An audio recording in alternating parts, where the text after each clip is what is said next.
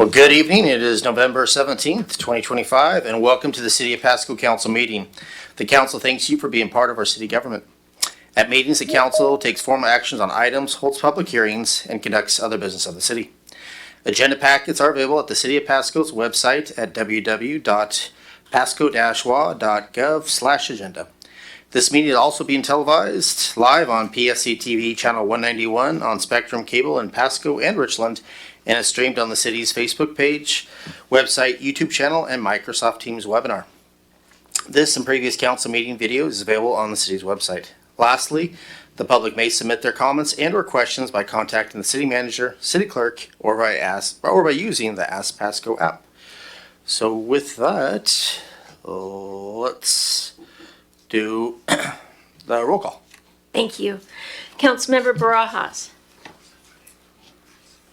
I believe she was going to try and be on. Present. Great, thank you. Blaisdell? Here. Cotta? Here. Morales? Here. Mayor Pro Tem Grimm? I'm here. And Mayor Milne. I'm here. Thank you. All right. So with that, let's say the Pledge of Allegiance. All rise. I pledge allegiance to the flag of the United States of America and to the republic for which it stands, one nation, under God, indivisible, with liberty and justice for all. All right, so that brings us to number 4, which is the consent agenda. All items listed on the consent agenda are considered to be routine by the City Council and will be enacted by roll call vote as one motion. There will be no separate discussion of these items. If further discussion is desired by the council members, the item may be removed from the consent agenda to the regular agenda and considered separately. Item A is approval of meeting minutes for November 3rd and November 10th. Bills and Communications approving claims in the total amount of $6,604,806.16. Ordinance number 4800 amending PMC Chapter 3.60.40 debit credit card acceptance. Resolution number 4675 awarding bid number 23465 for process water reuse facility Phase 4 irrigation systems farm upgrades project to Rotschi Incorporated of Pasco, Washington.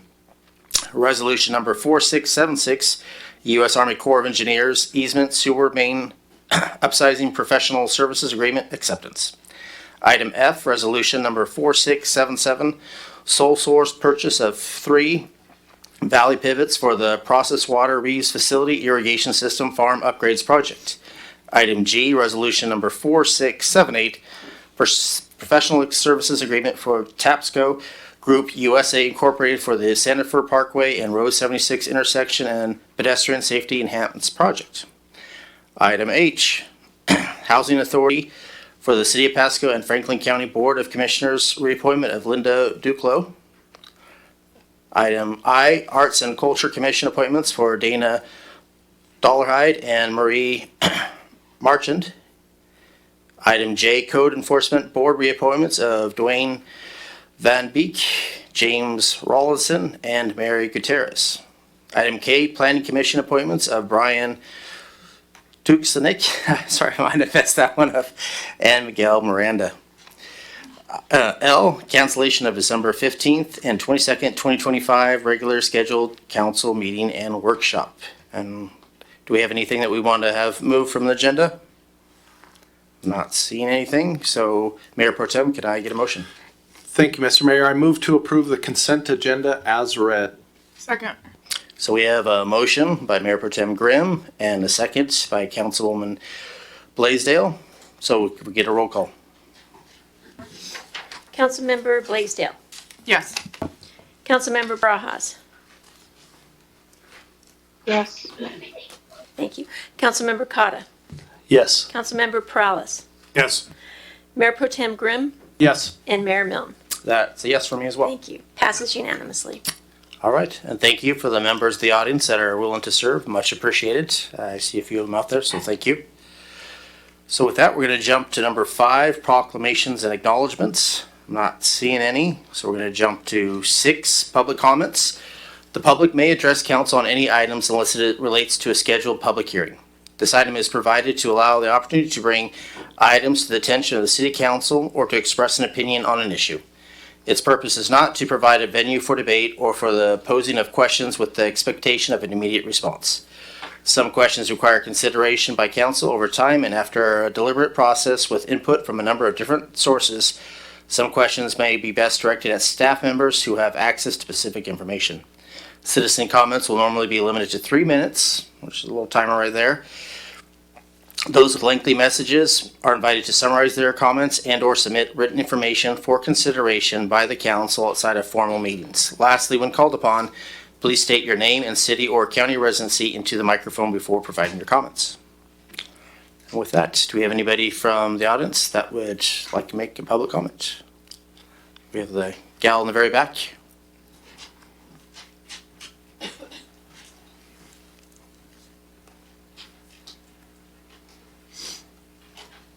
My name's Lori Thompson, is this one? No, you just need to push the button. All right, thank you. It's on. My name's Lori Thompson, I live in the city of Pasco, and I just have a few comments, observations, and a request for the council's consideration. In regards to the processed water reuse irrigation facility, I'm wondering if there is some way to stifle the stench of that in perhaps reducing the spray of the irrigation to from a mist to a more raindrop type of thing, so much of it doesn't aerate and travel across town because it stinks. I don't know if there's some deodorizer you could put in it or what, but I just thought perhaps maybe there's some way you can change those sprinklers to where so much of it isn't going in the air and carrying that smell for the rest of us. Then the motion to approve near $500,000 for another 3 pivots for that facility. I'm just curious what burden the farmer, who I assume grows hay under those pivots, and the facility making that refuge water, what burden do they carry in helping to finance these pivots, the operation of them, the maintenance, and all that? I'm just curious. I couldn't find that anywhere on the website. As a taxpayer, I'm concerned how what their cost sharing is in that. And then I want to encourage the council to create every opportunity possible to have voting by the citizens in deciding issues such as including but not limited to whether or not to have fluoride in our water, whether to have new car tab fees or a sales tax increase, our water and sewer bills, how much we want to spend on a transportation district, and all other manner of significant expenditures causing increased taxation and fees to us, the residents in Pasco. Not all of us got money just to keep going, yep, let's raise the rates, yep, let's raise the rates. Some of us are kind of stuck in our homes, and taxes and fees just keep going up, up, up. And so I just wanted to say I encourage you to ask the people what they would like to do in a lot of these situations. Next, I would also like to urge you to If you could wrap it up, you're over your 3 minutes. We need to fund and acquire additional on-the-ground law enforcement presence and activity towards the deterrence of crime on our streets and within our neighborhoods. The crime rate in Pasco is unacceptable. Now, I know it wasn't something the police could do something about beforehand, but the party where 6 people were shot by known criminals that had previously killed another kid at a party, 2.2 blocks from my bedroom window that night. All right, well, ma'am, I appreciate that. I would yeah. really recommend probably sending a message to the city staff to answer your other questions. And then here on the dais, we are concerned with some of the other issues, whether we put it out before a vote or we handle it. I mean, people do elect us to vote things because if we always put it out for a vote, it would take forever. Things would take years. So, but I do appreciate your comments. So thank you. I appreciate your time, and I think that if you were to maybe go out in and amongst your citizens a little more, you'll find that they're not into letting you make so much of those decisions. Okay. Thank you. Thank you. All right, gentlemen, second row.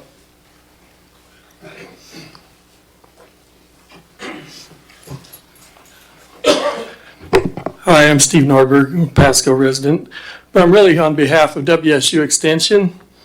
My research program that goes through the Franklin County Extension Office here in Pasco, I lease land from the city of Pasco each year, and I just wanted to let you know some of the impacts that this research is doing for the community. In Franklin County, we have about 45,000 acres of alfalfa and hay ground.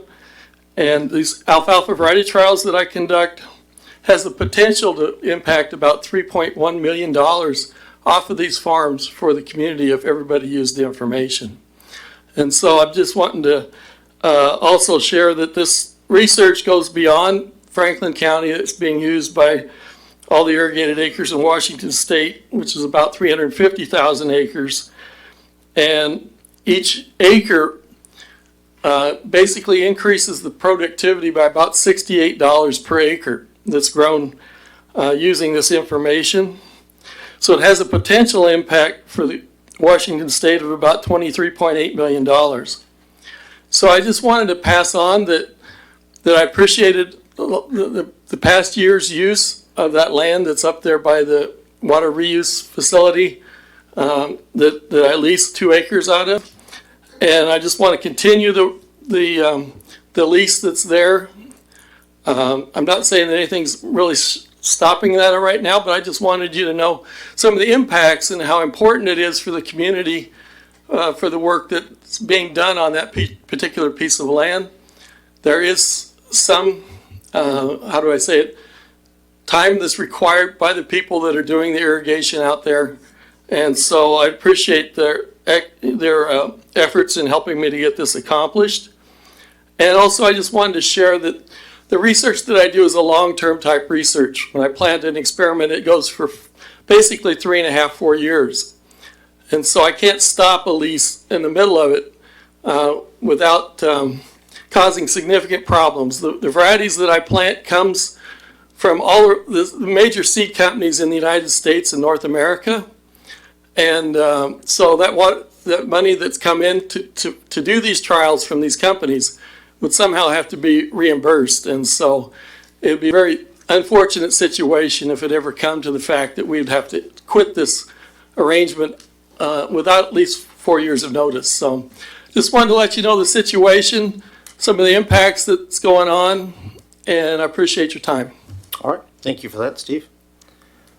Do we have other members of the audience that would, looks like we got a gentleman also? Yep. Good evening. I'm Ken Pletsky. I'm a real estate broker here that practices in Pasco. I'm also a property owner. And I'm here tonight just to kind of speak because I know there's a vote on impact fees and water sewer connections and water sewer rate hikes. And I just want to inform you a little bit about what's going on in the real estate economy here in Pasco. And we're sitting at all-time high inventory, right? It's very hard to afford a house, especially for new home buyers to get into a home in these new developments that are coming out and being built in the city.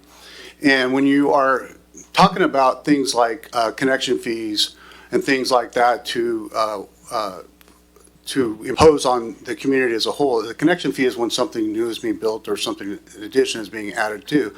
So it's kind of an unfair burden in the sense of those developers are already putting in all the infrastructure. The city's not paying for those things. The developer at their own expense is putting that into the ground so that they can sell that to a builder, and that builder turns around and sells to every citizen here in the city of Pasco that's buying that house. By implementing a connection fee at a higher rate and then staggering the fees that you're going to be the fees that you've got set up to where they're going to increase on a regular annual basis, that's going to directly impact the affordability that's going on in Pasco because that's passed down to the consumer. And as we continue to do that with impact fees and things that are of that nature, it sometimes becomes an unfair burden. It's kind of like the school bond that went around several years ago that was just recently repealed. Thank you for doing that. That was appreciative. But that thing made a huge increase in the area. And what happens is the builders start to see that their product is no longer viable or sellable to home buyers here in the city of Pasco. So what do? They start looking elsewhere. So if we want to continue the growth and what we're seeing here in, going out in West and North Pasco areas, we have to be very conscientious of when we're starting to add in these fees. And I know that the staff's probably done a great job investigating all that. I applaud them for doing all the work they're doing. But if there's anything else that can be done to make it a more fair tax across the entire city, and I know all citizens wouldn't appreciate that, but when you're a home buyer buying new product, it's not an unlimited checkbook. You don't just have more money than everyone else. It directly affects your purchasing power, and that money is being spent in other areas of this city. So finding ways to actually broaden the expenses that are necessary to be paid through those rate hikes or through the connection fees needs to be dealt with at maybe another creative level or something along those lines. I would ask that you either extend the vote tonight and explore that even further if you can, or come up with ways where it wasn't a direct connection fee in the sense, because other homeowners in the area are not paying that impact fee. So it's actually driving the prices up higher and higher, which is going to pull theirs up, right? Because when we do comparable analysis, you're looking at recent sales. When you get recent sales, all of a sudden all the home prices are starting to go up. And this is a direct economic factor of what impact fees do to real estate pricing in our area.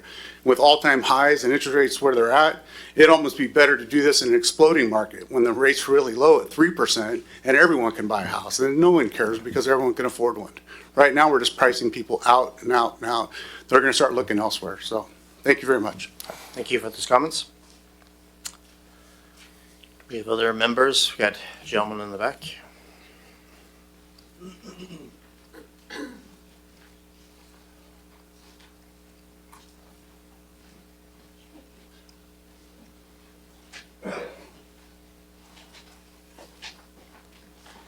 Evening, Council. Thanks for being here tonight.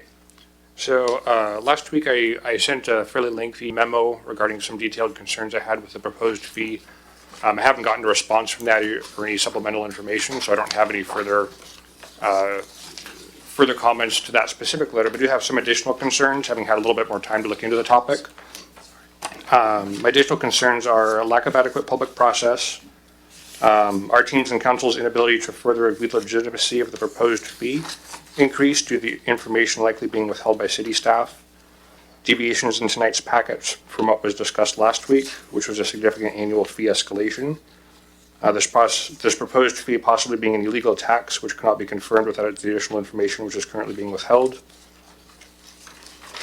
possible inconsistencies between what's being proposed tonight and FCS's actual results from the rate study work, lack of stakeholder and council member availability to review actual ordinances being proposed, as those were not included in the staff's packet, which is very out of the ordinary, and general lack of alignment between comprehensive plan, facility plans, and the proposed fee increase. I know there's usually people up here saying fees shouldn't go up, and then residents say that annual fees shouldn't go up, but I hope you take this to heart and make sure that you're making a good step, especially with the proposed escalation.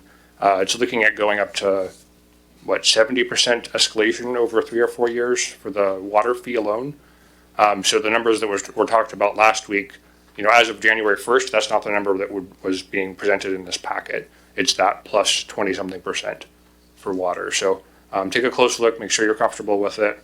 Obviously, the development community is not comfortable with it, but make sure you have a good basis in your mind for how you're making your decision. Thank you for that, John.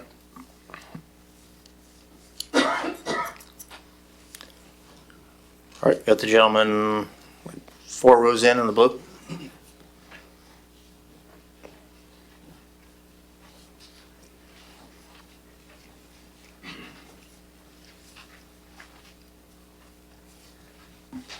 Hello, thank you. My name's Brian Verhey. I live in Pasco up in Madison Park. And I wanted to come in and comment today about the discussion and likely vote around the removal of fluoride from our water supply. I came to the second listening session and have gone over the report that the city managers provided us. It is clear that the majority of Pasco residents would like fluoride to remain in their water. I have also talked to numerous dentists, dental professionals, many of whom actually came here and said the same things to you guys at the listening session. And it is clear that fluoride in water at safe levels, making sure we get the correct dose to our citizens, is actually the medical standard. And if we remove fluoride from the water supply, we're not hitting the people who can afford to go to a dentist regularly very hard. We're not hitting older folks very hard. We are devastating our at-risk youth and those families that cannot afford regular dental care.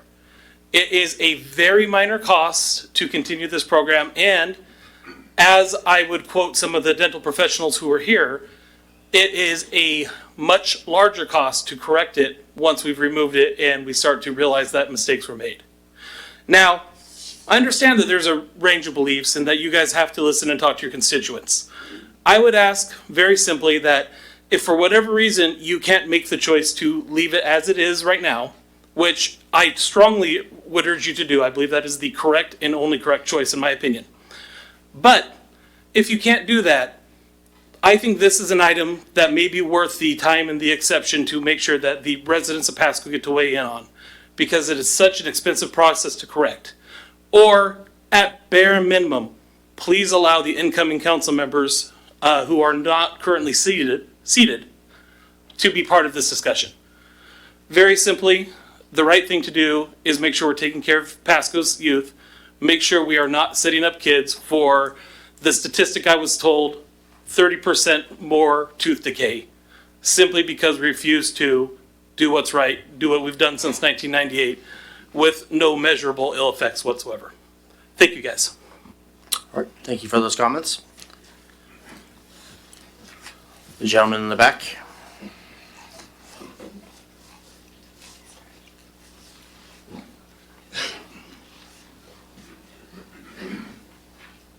Thank you. My name is Eric. If you could push the button, I guess the microphone got turned off. Sorry about that.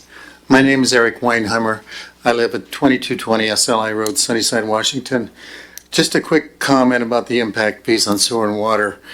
I think it's important that the city understands that these impact fees are going to reach out tremendously.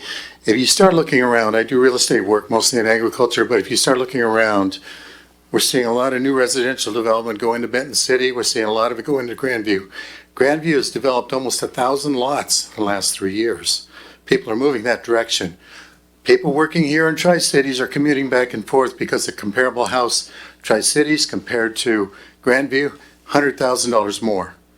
So I think that the city needs to start looking at this stuff long-term, not get caught up in these issues of short-term needs for cash, and focus more on a long-term plan here if they want to continue the development here in the Tri-Cities. Just to give you an example, the LID that was put in up here off of, I think it was off of Road 52, cost about $20 million to put in. That's an LID, that's not going to be paid for by the city, it's going to be paid for by the developers and eventually the homeowners. But if you look at that, at 4 houses per acre, that's 4,000 homes. $400,000 a house, that's $1.6 billion that could potentially be lost by the city if you continue to push fees up. And that's what the city continues to do. More taxes, more fees, you're going to lose the long-term benefits of development as it starts to go away. Thank you for your time. Yeah, thank you for those comments. Do we have any other people in the audience that'd like to make a comment? All right, sir. Good evening, Council. Matt Heyer. I'm here on behalf of the Tri-City Association of Realtors. I'm not a dentist. I can't speak to the fluoride thing. I'm not a developer and I'm not an engineer. I look at housing stats all day. One of the things I think everybody's kind of covered multiple topics really well already. One of the things I'd like you to consider though is a 2025 National Association of Home Builders study that roughly 2,000 people are priced out of a home in Washington State for every $1,000 of price increase. TCAR is right now working on a paper, I guess you could say, more of a research paper we might even have published. We're going to run it by some economists at the federal level before we do, based off some work that was kind of started in the 90s and kind of punted down the road. But essentially it follows the evolution of a upfront fee to a developer. And kind of our early report is showing that at the closing table, you're looking at a 2 times increase as people take a standard profit, pay their own things, commissions, whatever else kind of comes out of it. But it's important to consider that 90% of homes right now in the United States fall under a 30-year fixed mortgage. So when you look at the amortization table and you kind of take that fee out from its 2 times, it actually becomes closer to 5 times. So when we're talking about $8,000, I want you to keep in mind it's actually $40,000 to the home buyer. And also keep in mind the other fees that have already been passed, as the last gentleman just said, where it's making it less desirable to not only build here, but maybe take out a loan here.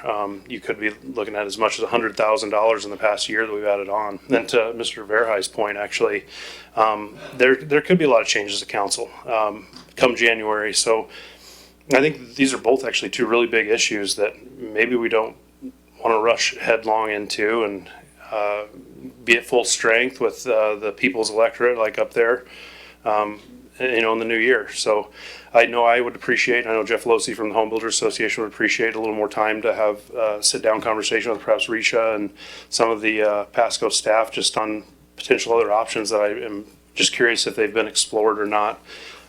As far as additional TIF zones, you can use property taxes to pay for big projects like this. So just kind of a Q&A with staff, I think one last time would be great before we kind of rush into any kind of major increase and start talking about hundreds of millions of dollars on projects, especially in the status of the council as it is right now after an election before the new year.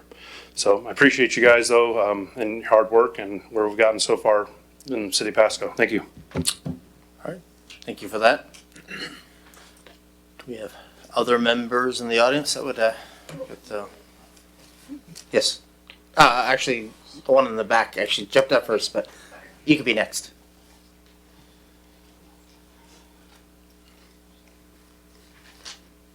Hi, I am Lindsay Palmer. I am the Access to Baby and Child Dentistry Coordinator for the Benton Franklin Health District.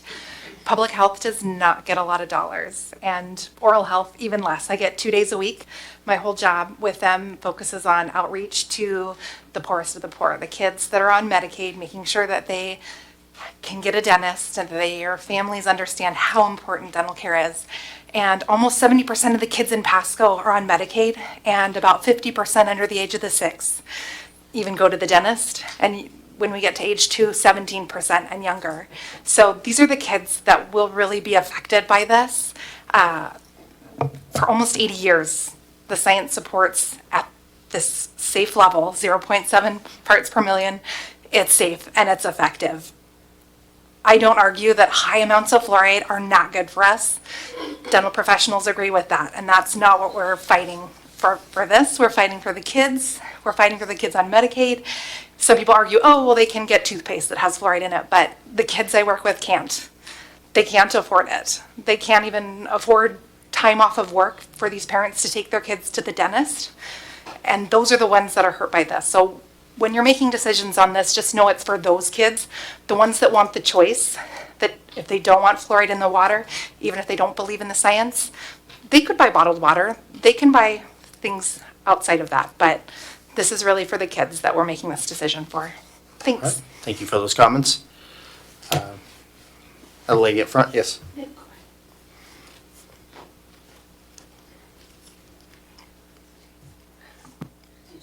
Oh, you turned it off, so you can turn it back on. Yep. Hi, I'm Christine Tagaris, and I live here in Pasco. And my children have been raised going to the dentist and having fluoride treatments. And with all of that, they have had numerous cavities. And so I just feel like the dentists are against removing it because I think that it's creating problems for the kids to go to the dentist because, like I say, my children have had numerous cavities and had good dental care, fluoride toothpaste, fluoride in the water. And I feel like it's causing more health issues, and I think we should have a choice of what goes in our body. When I was a child, we had fluoride tablets that we could take, and if we chose to do that, we could. If not, we didn't have to. So I just feel like it's really up to the person. Each person should have their own choice as to what to put in your body. Thank you. All right, thank you. Thank you for the comments. All right, well, let's jump to Mary here. Anyone else? We'll let you go. I'm not seeing anybody else, so. Give me a minute to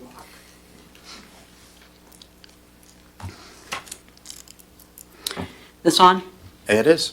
Mary Mahoney, Pasco resident. In this room, Pasco City Attorney Lee Kirk confirmed there's no due process protection at animal control, and that animal control continues to send and/or sell our dogs and cats to WSU for research, then they're killed, provide a permit. And now Tri-City Animal Services, with the usage pay system, a bounty is put on our dogs and cats, and a ransom must be paid to get our pets out of animal control. See the Pasco City Manager report on 10/6/25, page 4, regarding 232 recent animal control cases. Provide for those cases: 1, total for the usage pay fines; 2, the number of due process violations; 3, the number of dangerous dog and breed ban notices; 4, the number of dogs and cats sent to WSU for research. Tri-City Animal Services still performs botched and cruel euthanasia methods.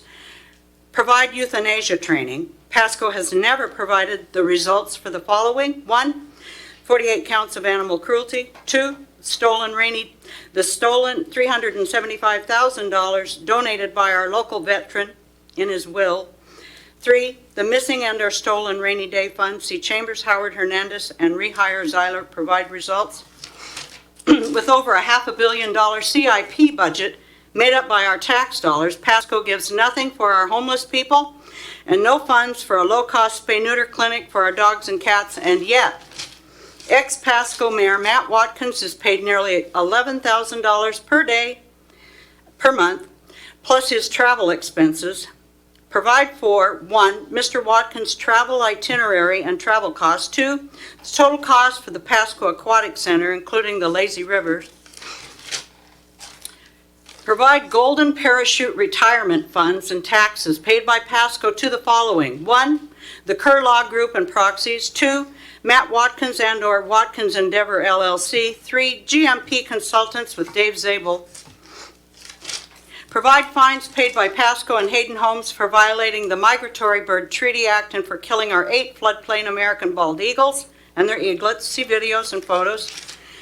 Provide a permit number 404 for the floodplain sewer station and for the Road 48 community park and water contamination reports for the ruptured sewer line. See photos.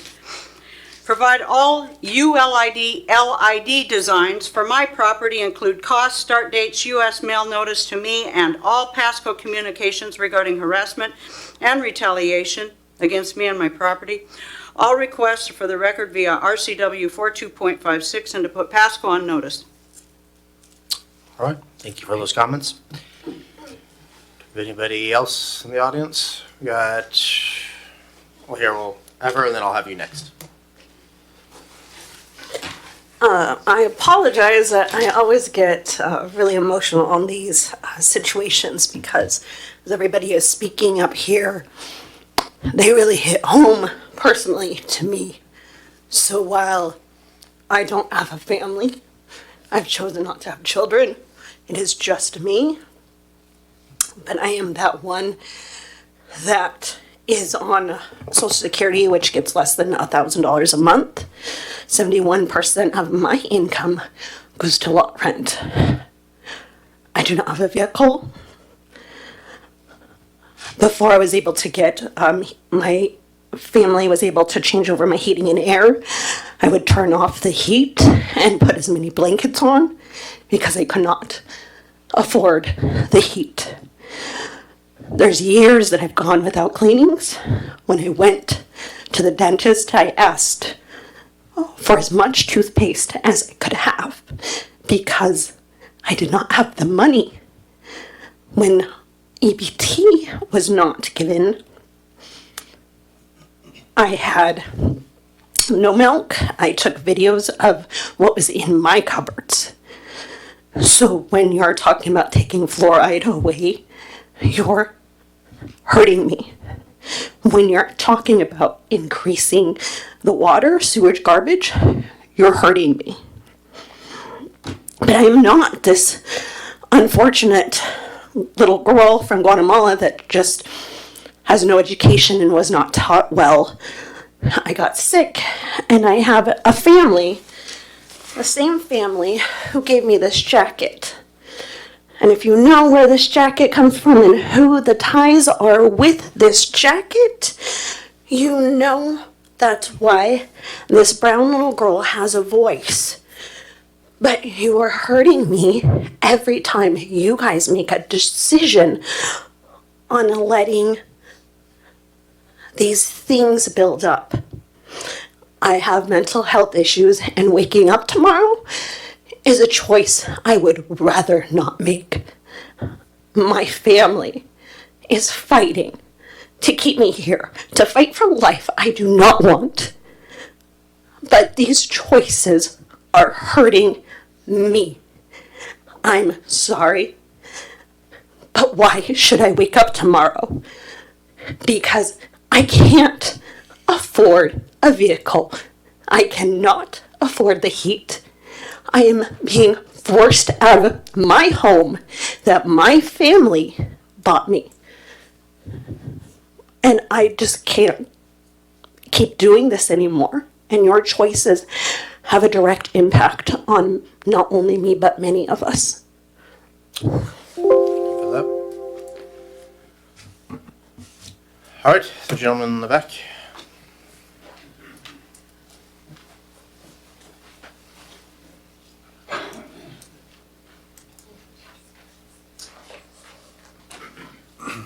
Hi, I'm Dr. Spencer Gillette. I am a practicing, or was a practicing dentist. I practiced for 42 years here in Pasco. Back in '99, I was on the board for the Washington Dental Service Foundation, and we did a study of the state of Washington to see what childhood decay rates were. There was 3 counties in the state that were the worst: Yakima, Adams, and Franklin. Franklin was the worst of the 3. So we approached the city of Pasco with $214,000 to buy the equipment to fluoridate the water here in Pasco. Since then, the water has been fluoridated. There's been no adverse effects.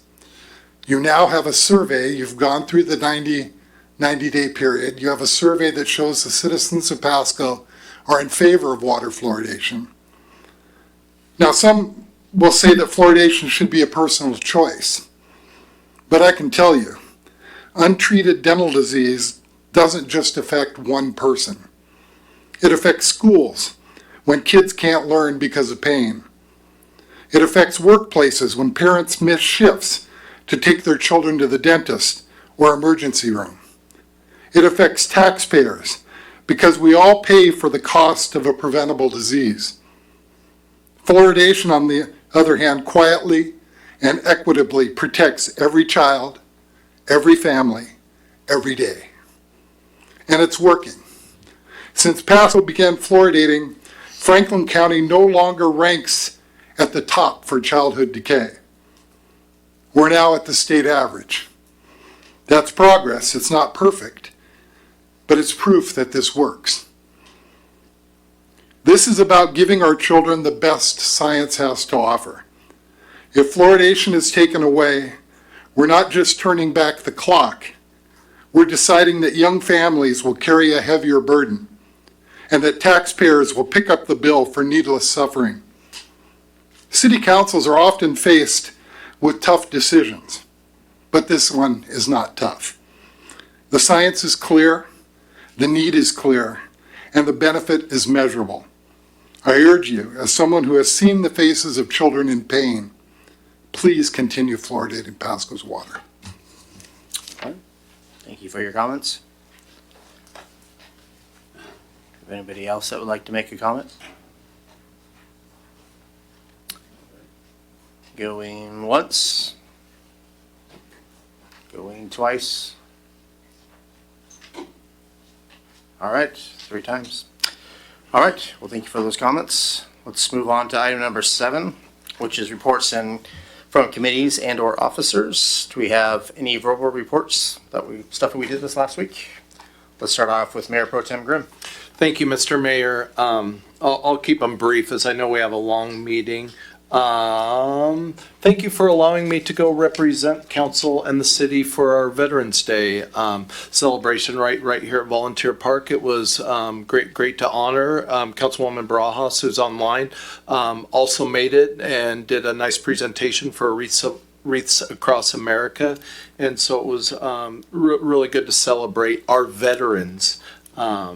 And then on Thursday, I attended the Benton Franklin Transit Board meeting where we actually went over a bunch of end of the year stuff, but really a couple of the big presentations were just the 2026 operating capital budgets and the proposed annual service plan update for next year. But thank you.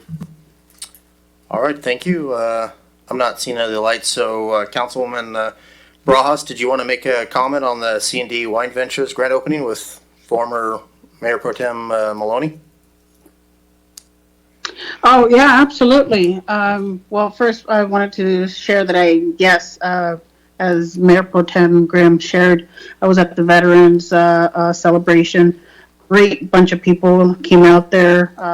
My son was able to make it out there with a few of his friends. But it was a great celebration for everyone. Great day. C&D ribbon cutting, as you know, former Mayor Pro Tem Craig Maloney and partnership with Damian Davis and his wife, Emily Maloney, opened up a wine showcase in downtown, heart of Pasco. So there was a group of us out there. Former Mayor Matt Watkins was out there as well. Yourself and your wife were there, Mayor. But again, it was a celebration of an opening of something different in Pasco, something to welcome people. So if anybody has any questions and wants to know how to pair a certain wine with a certain food, come and visit them. Come and check it out. It's great location right in the heart of Pasco, downtown Pasco on 4th Avenue. Come and visit. But, just a shout out to everyone that came out there, and Pasco's growing. We're attracting different types of business. So, come and support small business. Thank you. Thank you for that. Yeah. If you're into wine, I'd say check it out. They had some unusual wines. So love to see unusual business in the heart of, or the downtown part of Pasco. And I did want to commend Mayor Pro Tem Grimm for filling in for me. I would have liked to have been there, but flights were delayed, and I just want to make sure that it was covered with good leadership. So thank you for doing that, and thank you for all the council members that were able to attend. Not seeing any of the lights, so let's move on to item 8, which is hearing and council action on ordinance and resolutions related thereto. We're going to start off with 8A, which is a public hearing, Transportation Benefit District, and we're going to go with the Deputy City Manager, Regis Adele. Thank you, Mayor, and evening council. This is an item that we've discussed before, and today is a public hearing. There is no action from council's perspective, but staff is looking for discussion and direction. With that, Transportation Benefit District is a special purpose district that funds transportation improvements. So you're thinking of fixing potholes, overlaying older streets, pavements, things like that. And also it can include new projects as well if council chooses for that to be scope of the Transportation Benefit District. City Council serves as the governing board. At some point, if you choose to form it, you can assume its powers so you can make decisions as you do with any other city decisions. And there's right now about 124 cities in Washington state that have adopted this transportation district. The reason for such a widespread adoption is really a large amount of funding that the cities used to get from state is not really available anymore. One of the main sources of funding is motor vehicle fuel taxes, and so for the better, we have a lot more fuel efficient vehicles. So that revenue source is declining, but then also on the other side, the expense for maintaining of the streets is increasing quite a bit, especially post-pandemic. So cities are struggling with funding this particular street maintenance service overall. There's two avenues to go about Transportation Benefit District. One is vehicle license fee, also known as car tab fees. In total, you can apply about $50 per vehicle, but however, your first 2 years can be $20. After that, you can increase that by $20 more to $40. $50 can be imposed, but it needs to be voted in by the people. Revenue projection for the city with a vehicle license fee is about $1.3 million per year. The second option. Now, just a quick question. Is that Yes. 1.3 million, is that at the $20 rate or at the $50 rate? $20 rate because that's the action that you would be taking if you chose to do so. Okay, thank you. With sales tax, it's 0.1%. As a sales tax, it all comes back to the city. And there is an additional 0.1% or 0.1% that can be approved, but it needs to be voted in. So a city like Walla Walla, you will see a table come up here soon. Their voters did vote in an additional 0.1% to fund transportation or street maintenance. The revenue projection for the city with this is a lot higher, which is $2.3 million. One of the advantages of sales tax is that everybody pays for it, not just the residents. So anybody who shops within City of Pasco would pay for this for the roads. And that feels fair because they would be driving the roads to come to the city. There's also challenges with it of economic development and higher sales tax fees overall. The benchmarks, you'll see City of Pasco has no transportation benefit district. Kennewick recently implemented one, which is the sales tax, 0.1%. Richland used to have a $20 car tab fee. They very recently have migrated to a 0.1% of sales tax as well. West Richland has none, Prosser has $25, and Walla Walla has 0.2%. So some of the decision points is, do you want to create this district? That's your number one decision. And after that, if the answer is yes, then would it be a sales tax or a vehicle license fee or a car tab fee? What would be the geographic boundary of a district? There's been few cities who have done a very specific boundary, but that's usually related to a very specific project. And what the scope is. And so you can control the scope. You cannot go outside of transportation related scope, but you can, be it pavement maintenance, reconstruction, traffic maintenance and operations, and also some other capital projects as well. If council was to approve a transportation benefit district in any form, it takes about 6 months after that approval. We have to notify the state. There's some process to go through for it to be effective. And with that, staff is looking for council's direction on how you'd like for us to move forward so that we can either bring this back to you in the form that you would like to see. All right. So I assume we're going to do the public hearing and then you want to hear from the council? All right. So with that, we're open to public hearing. If anybody would like to make a comment on this, and we'll give you 3 minutes as well on this. So if anybody in the audience would go on once. All right. Ken Pletsky, I've already introduced myself. So just questions on the district overlay. I said point out, is there a specific area that the city's looking at for this purpose? Or is this a citywide district?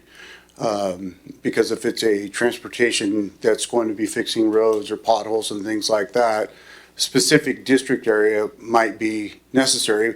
But also if it's generating $2.1 million, it might be a citywide thing. So I think it would be a correlation of how much money you're bringing in to how big the district would be. You're nodding your head, Reese. So I'm assuming she's already thinking this. The estimates of the revenue are citywide. So a citywide district over the whole of the city. Okay, thanks for the clarification. All right, thank you for the comment. If any other members of the audience like to make a comment, going once, going twice, going 3 times. All right, public hearing is closed. So now if I could get to any members of the dais that would like to make a comment on this or give the staff what they're thinking, let's start off with Councilman Cotta. We have to do something to fund our roads. I mean, obviously, if that funding's going away, then we have to do something to keep them maintained. So forming this district, I think, is a logical idea. It seems like these other cities that are doing it, our neighboring cities, are doing it out of necessity as well for that funding going away. And we just have to have some measure of doing it. I would discourage the car tabs option. I think the sales tax is a better one, citywide. It does bring more funding into the city. And with a budget shortfall that we know we're facing, it's going to contribute more to that. And I think just when we say car tabs, it's just, after what we've been and experienced as a state with car tabs, it's not a good idea to pile onto that.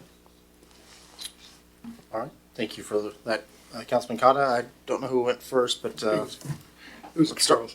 All right, let's start off with Mayor Pro Tem Grimm. Thank you, Mr. Mayor. I have similar comments. I'm, just struggling. I mean, there's needs all over the city. I think of 3 overpasses we need. I think about US 12 and A Street. I think of Foster Wells and US Route 395 and of course Road 76 and 182 to help alleviate some of the West Pasco congestion. And, those 3 themselves are close to $100 million. And so, yeah, there is a need. It's going to cost some money. And obviously those all going across roads maintained by the state. I'm sure there'd be some state and federal grants, but obviously there's still some local funds addition, and there's great need around here. I think about the pavement preservation. I drive up Road 68 every day. It's pretty rough out there. There's a lot of need. Plus the added infrastructure as we continue to grow. I guess I mentioned pavement preservation already. I'm struggling myself because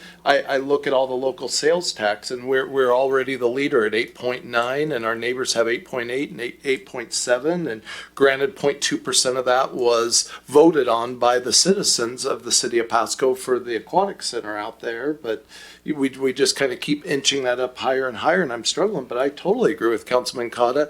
I think, for lack of a better phrase, that the car tabs have become like a sacred cow in the state, and I think for many of good reasons. And I'm just really torn on this. I see the need for infrastructure, and I hear from the citizens the need for infrastructure, but I think all of us, there's some trepidation in wanting to pay for it. So I think that's kind of the struggle. We look around and see the need, and as a conservative, I mean, I'm going to always default towards where can we cut back, or where can we do efficiency changes and process changes to be more streamlined and be a better government. And I think staff's made some great changes along those lines, but in the same way, we are not going to cut or streamline into all the needs around the city. So this is just a really hard decision to make, Mr. Mayor.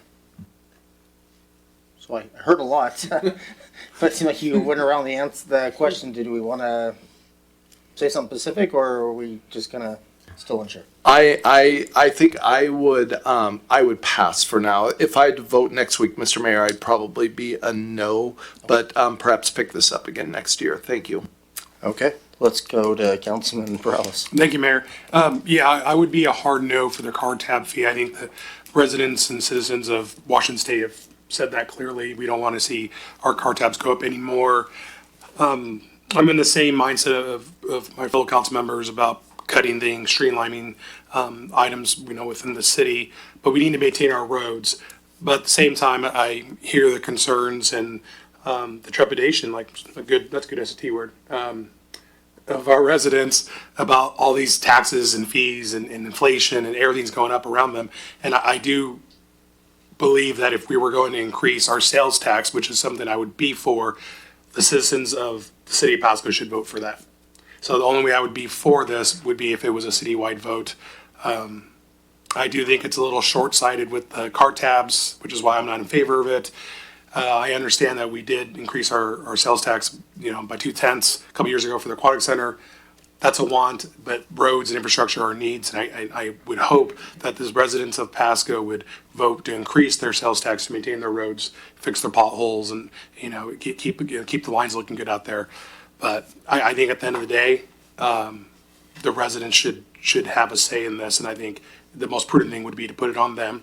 And if they don't want to increase their sales tax so we can maintain our roads, well, that was their decision. So, thank you. All right.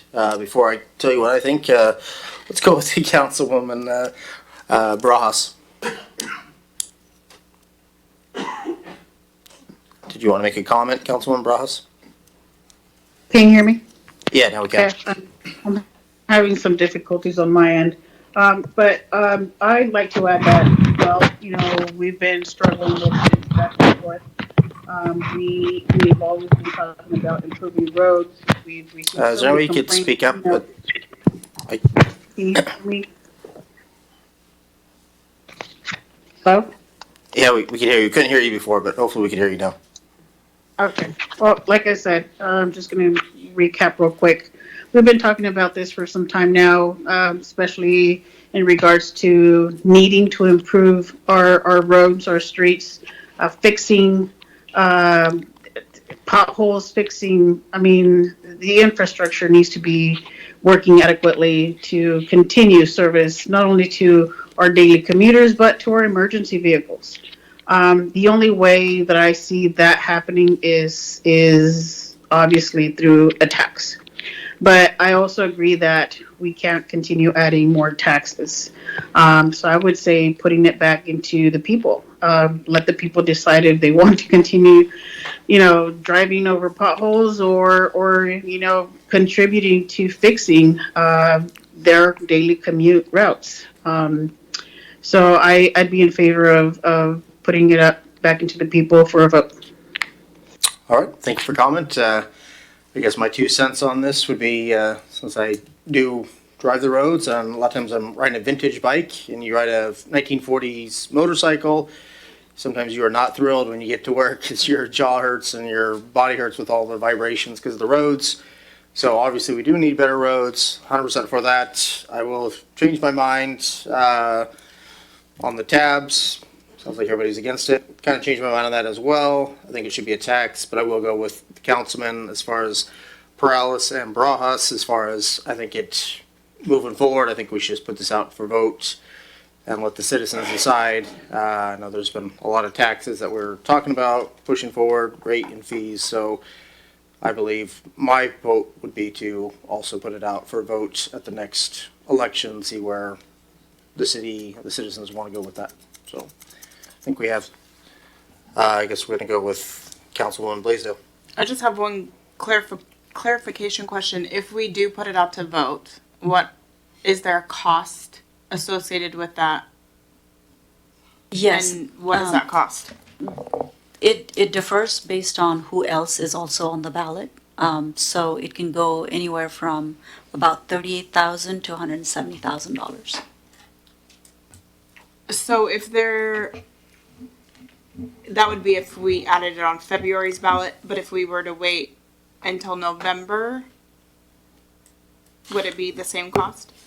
Mr. Mayor, Councilmember Blaisdell, on the other agenda item with regards to fluoride, there is alternatives outlined in the memo of the different costs of elections. I would say that information on that memo would apply to your question here because the costs of those elections aren't going to change. You can keep putting more city items on those ballots, but what you're paying for is for the polls to be open and the machines and the counting and all those kinds of things. So the number of ballot measures doesn't really matter. What matters is if you're splitting it with other entities, then you're sharing the cost that way. So I'd also remind the council, however, though, that I don't know if this will necessarily change your opinion, but now you're putting this revenue out almost a year and a half, 2 years before we see any of this revenue, which means it doesn't go to work for our streets anytime soon. All right, well, we know we're against the car tabs for the sales tax, 1%. So again, if we want to bring it up in January when we have the full 7 members, maybe that's, I don't know how on the agenda where it was at, but maybe we'll have 2 different votes with the other council members and then a third. So, but I would say that right now it seems like we're all on board for a sales tax, whether it's done by the council or done by the electorate. So I think that's the direction I would direct towards staff on this.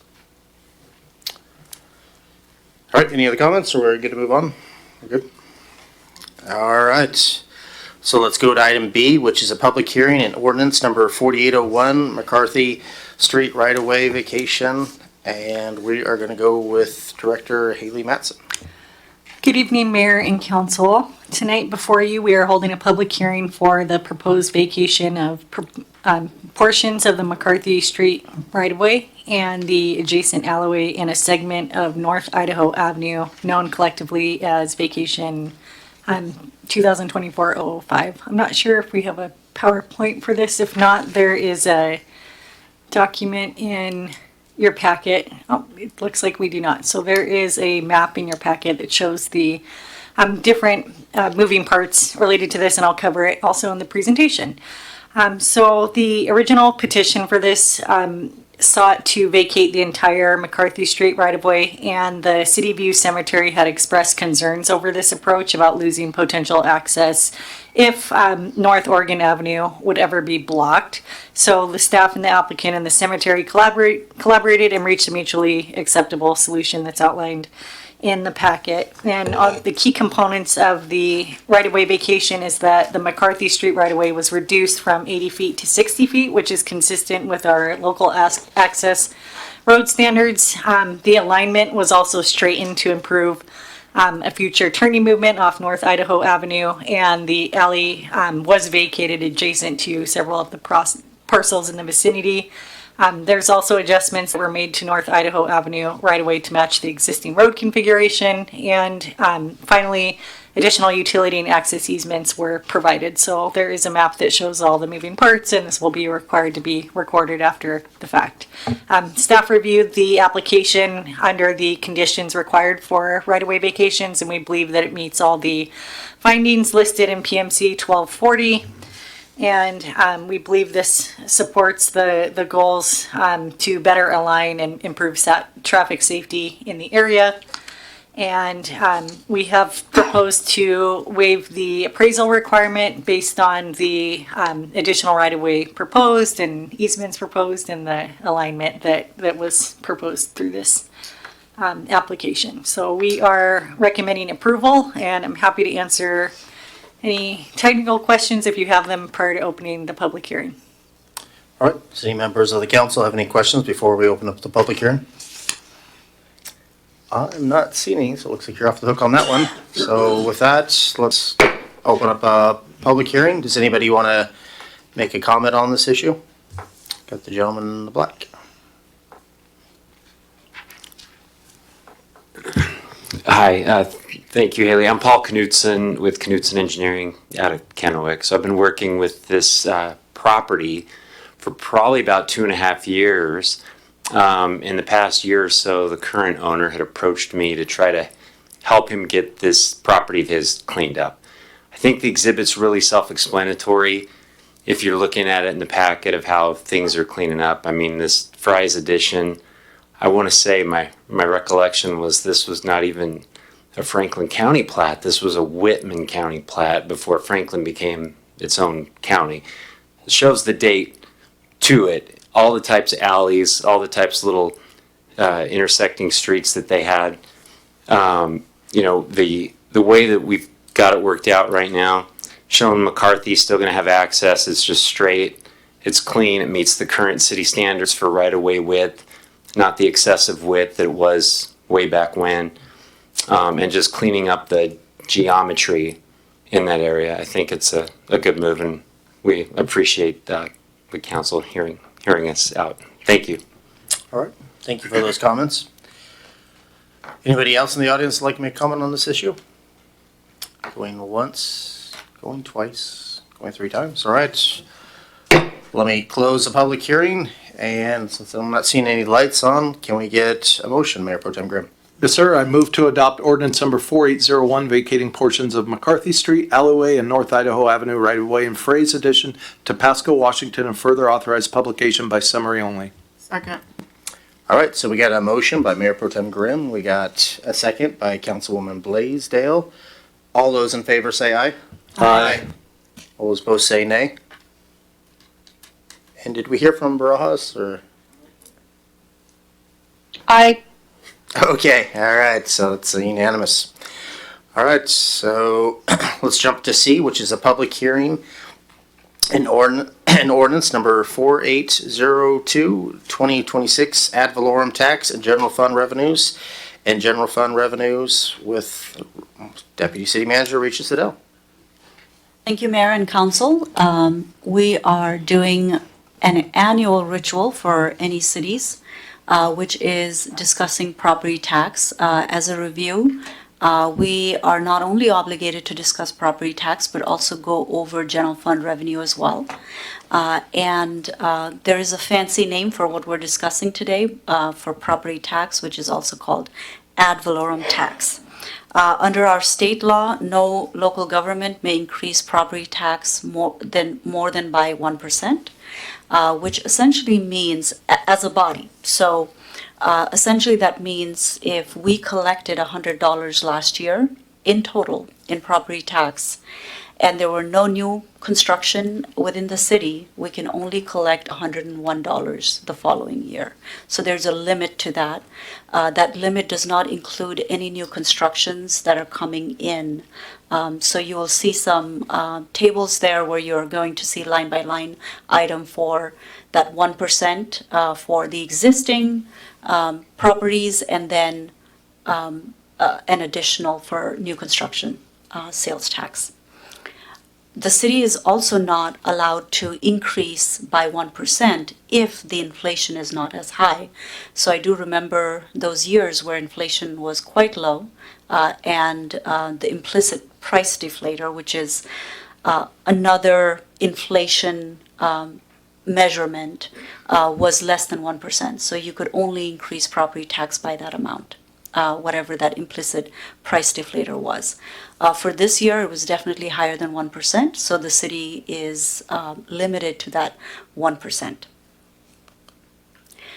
This graph is a good example of how much our assessed valuation has gone up over the years, and because there's a limit on how much the property tax collection can go up, you will see the orange line, which is the rate that has been decreasing over time as the assessed valuation has been going up.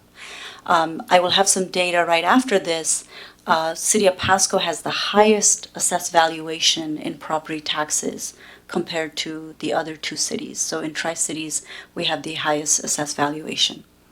But we do have the lowest property tax rate.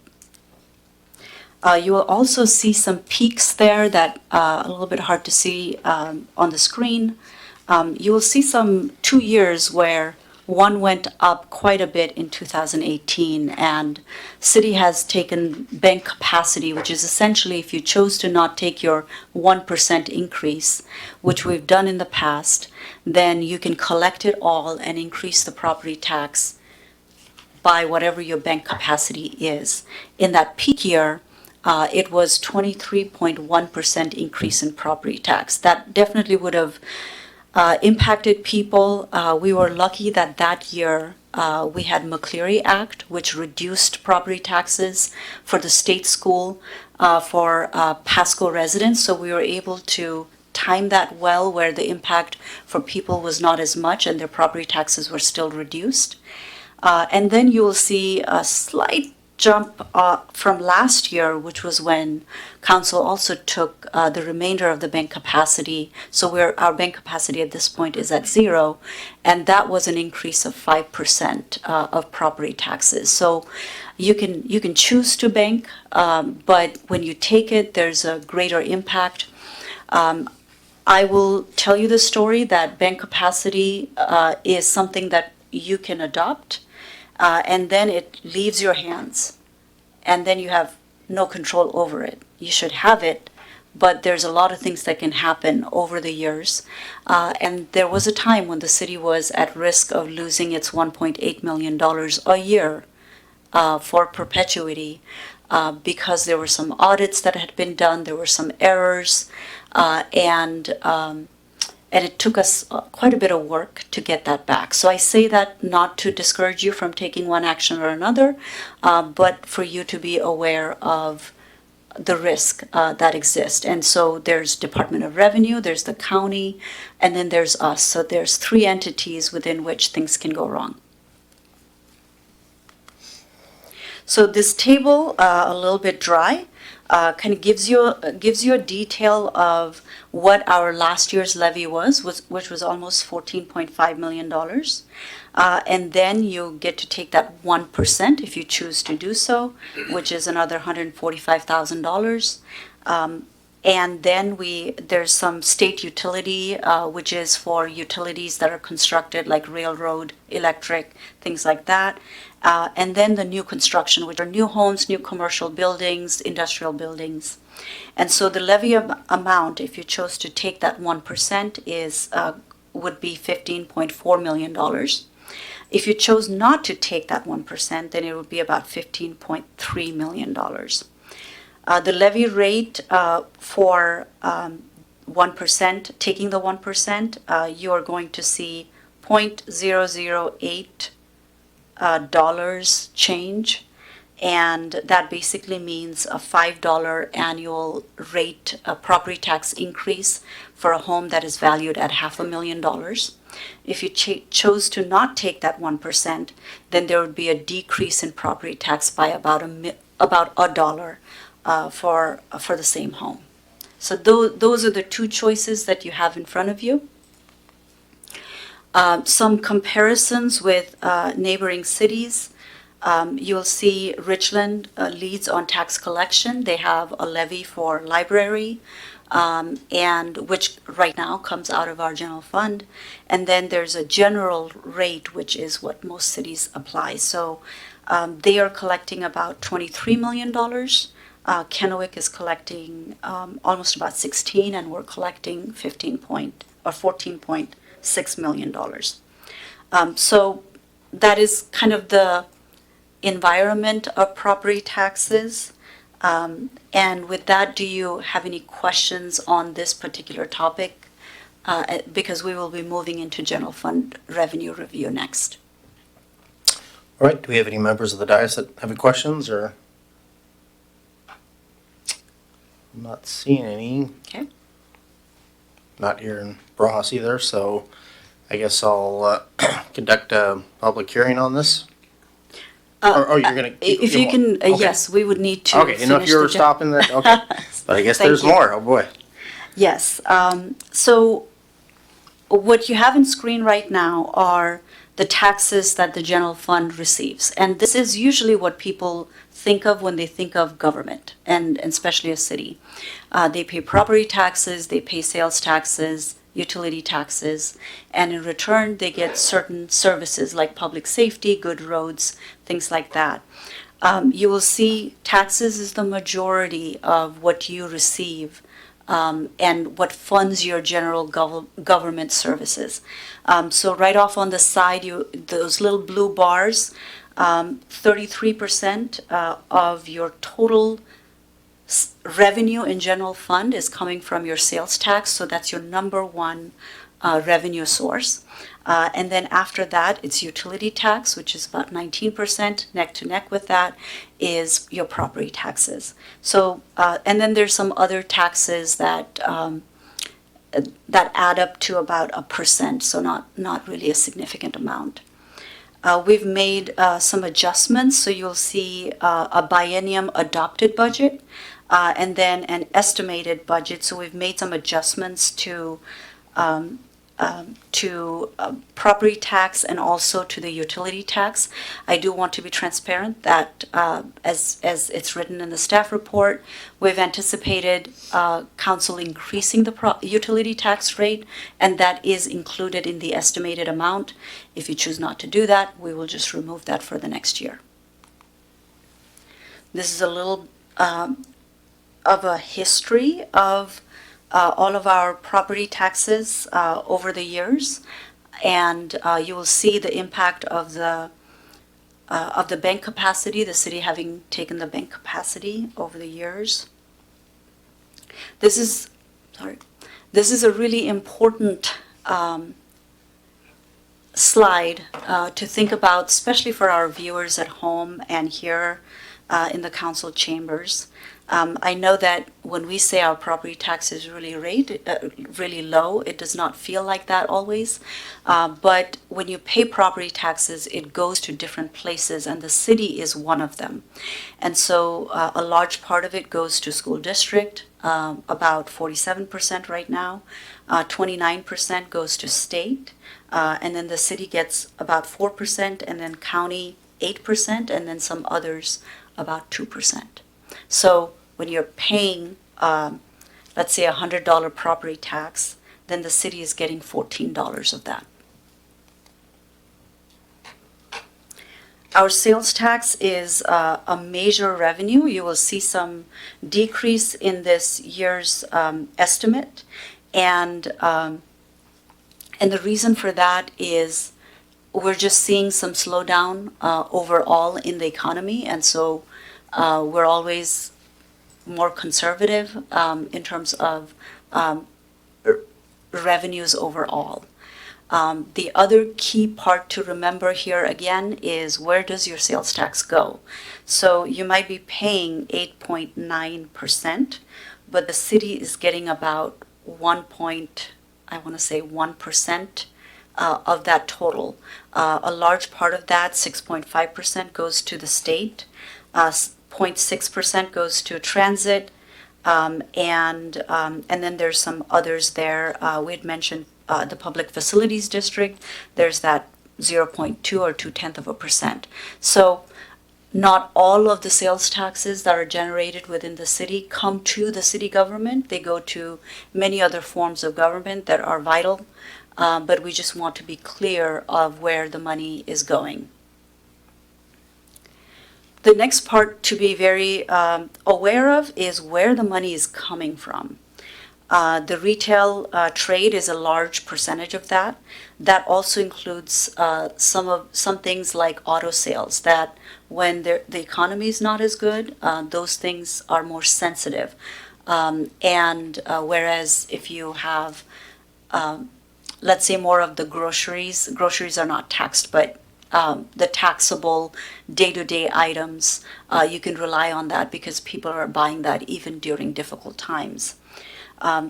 The city receives about 23% of its sales tax in total from auto sales, so that's something to be aware of.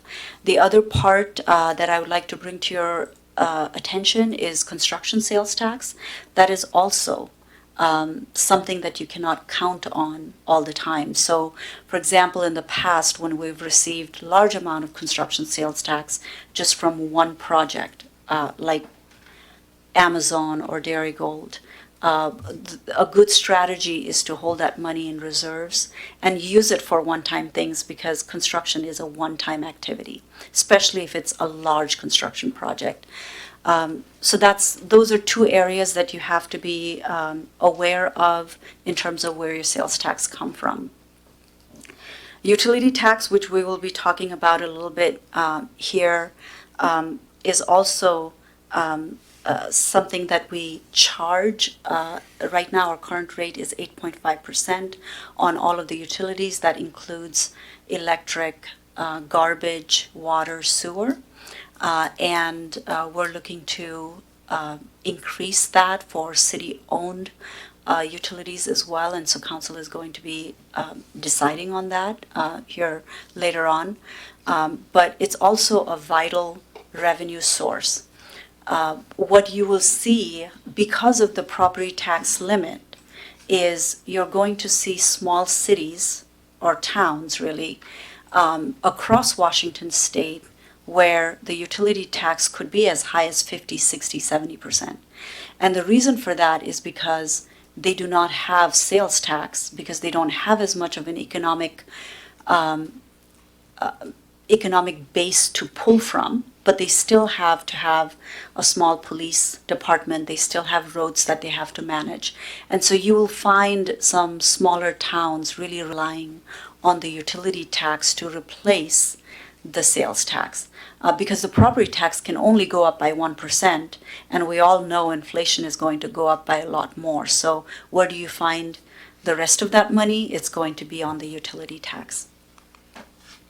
And I will just say that that goes to show you why growing our economic base is super important. The cities in Washington state rely on sales tax to be a vibrant community and to be able to fund as much of their services as our community desires.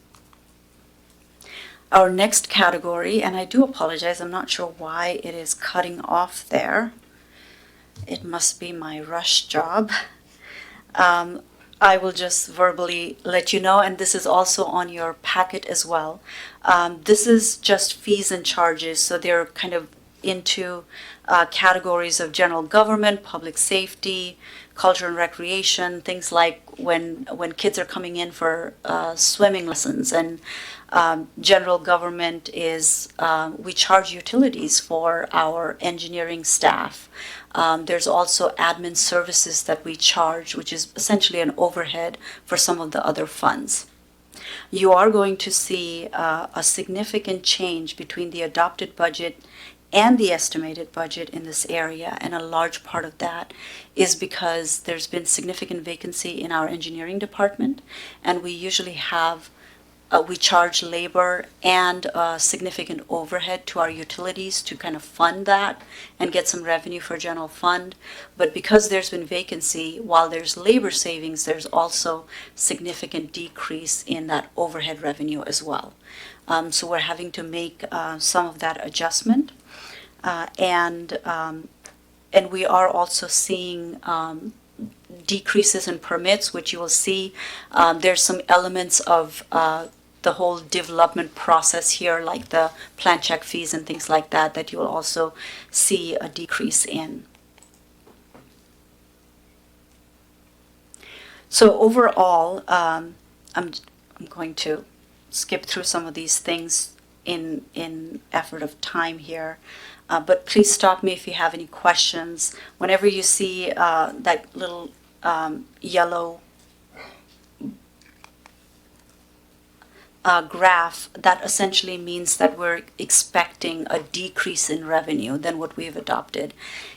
Overall, in summary, we think that our adopted revenue is going to be about, our actual revenue is going to be about $1 million less than our adopted revenue. So that's our estimate at this point. So this category is our intergovernmental. So essentially anything that we're getting from state, we're getting from Port of Pasco. There's liquor board and excise tax, so we get some share of that. State takes a large part of it. I will always say that. We get very small portion for liquor sales and also marijuana sales as well. So state takes a large part of that. There's also a PUD privilege tax, which is a utility tax that gets allocated to different cities for different bases. And we're not really expecting major changes here. We're expecting some increases with the trend that we're seeing, but nothing really significant. You'll also find that grants it can go up and down as you are, depending on what you have, like safer grants, COPS grants. If they're expiring, you're going to see the graph go down significantly.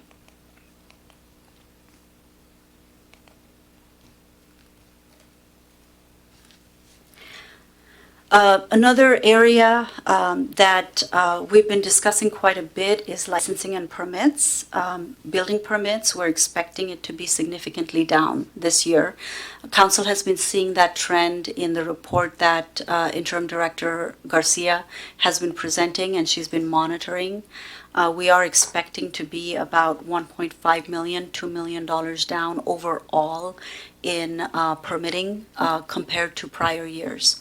That is, and we heard earlier from some of our residents as well in terms of the real estate market, and that is the area that you're going to see a significant decrease in this particular area.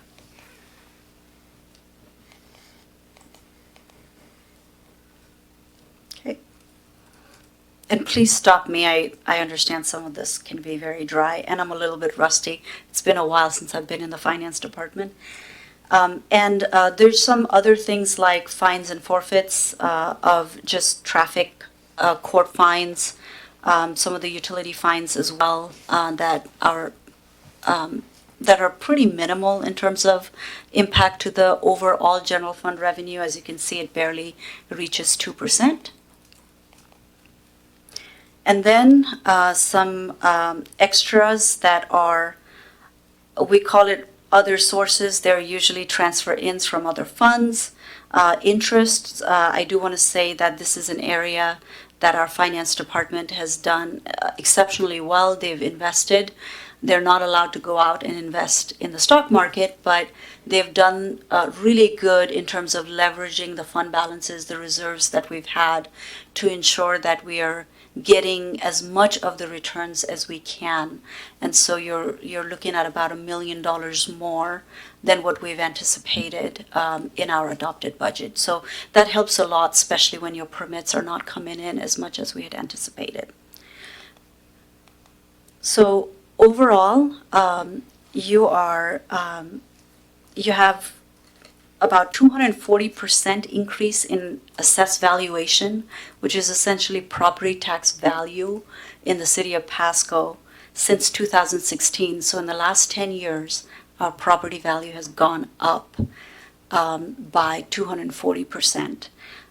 We are recommending to council that you take the 1%. You have the choice to bank it, and we are going to be bringing back a supplemental budget which will include some of those reductions and increases in the revenue, as well as all of the other expenses that the staff is anticipating in the coming weeks. And with that, I'm open to any questions that you might have. All right, well, let's start off with Mayor Pro Tem Grimm. Thank you, Mr. Mayor. Thank you, Ms. Sigdell, for really a great presentation. I know you skipped a lot of slides and everything like that, but as I'm just sitting here listening to you, I'm just realizing this is the taxpayers' money, this is, and I really appreciate the transparency that they see where this is coming from, what the expenses are, because really we're just stewards of their money and everything like that, and that is so good for us to keep in mind. And so I just want to make sure that I'm understanding this correctly, and just for the sake of the public at the same time. So really, if I'm hearing you correct, the city gets 1% more every year, but it's just our decision whether we want to take the 1% now or not take it for a few years and then come back and basically take 4 or 5% from the public in 4 or 5 years. Is that what I'm hearing? Yes, that is correct. Historically, whenever we've taken a bank capacity, it has been 23% increase one year, which I don't think people felt because the state had to reduce how much they taxed us. But then last year was 5%. So anytime you take a bank capacity, instead of the property tax going up by 1%, it goes up by whatever that over the years accumulation is. Okay, thank you. And I know this is a little different, but I know one of the chief complaints we've gotten from council is that, maybe we don't visit a rate or a fee for a long period of time, and then all of a sudden it feels like kind of this jarring hit, which sounds like what that would be in 4 or 5%. So yes, I know the mayor still has to open up a public hearing, but I would be in favor of not banking that and just going ahead and taking it incrementally this year. Thank you, Mr. Mayor. All right, thank you, Mayor Pro Tem Grimm. I'm not seeing any lights on. And Councilwoman Barajas, do you have anything to say, or are you good? No additional comments. All right, so with that, let me open up a public hearing. If any member of the audience would like to comment on this issue, you're now more than welcome to step up to the podium. Going once, going twice, going 3 times. All right, since nobody jumped up, close the public hearing. And do you want to get clarification on motions A and B, or you know what you're... Thank you, Mr. Mayor. If I'm reading these correctly, it looks like option B is the non-bank one, the 4802. Is that correct, Ms. Sigdell? That is Mr. correct. Ferguson? Okay, well, that would be the motion I would prefer to make, Mr. Mayor. All right, well, with that, can I get a motion? Option B, I move to adopt ordinance number 4802, providing an increase in the regular property taxes of the city for levy in 2025 and collection in the 2026 tax year, and providing for related matters and further authorize publication by summary only. Second. Okay, so we have a motion by Mayor Pro Tem Grimm, and we have a second by Councilwoman Blaisdell. Since this is a tax issue, why don't we just get a roll call on this?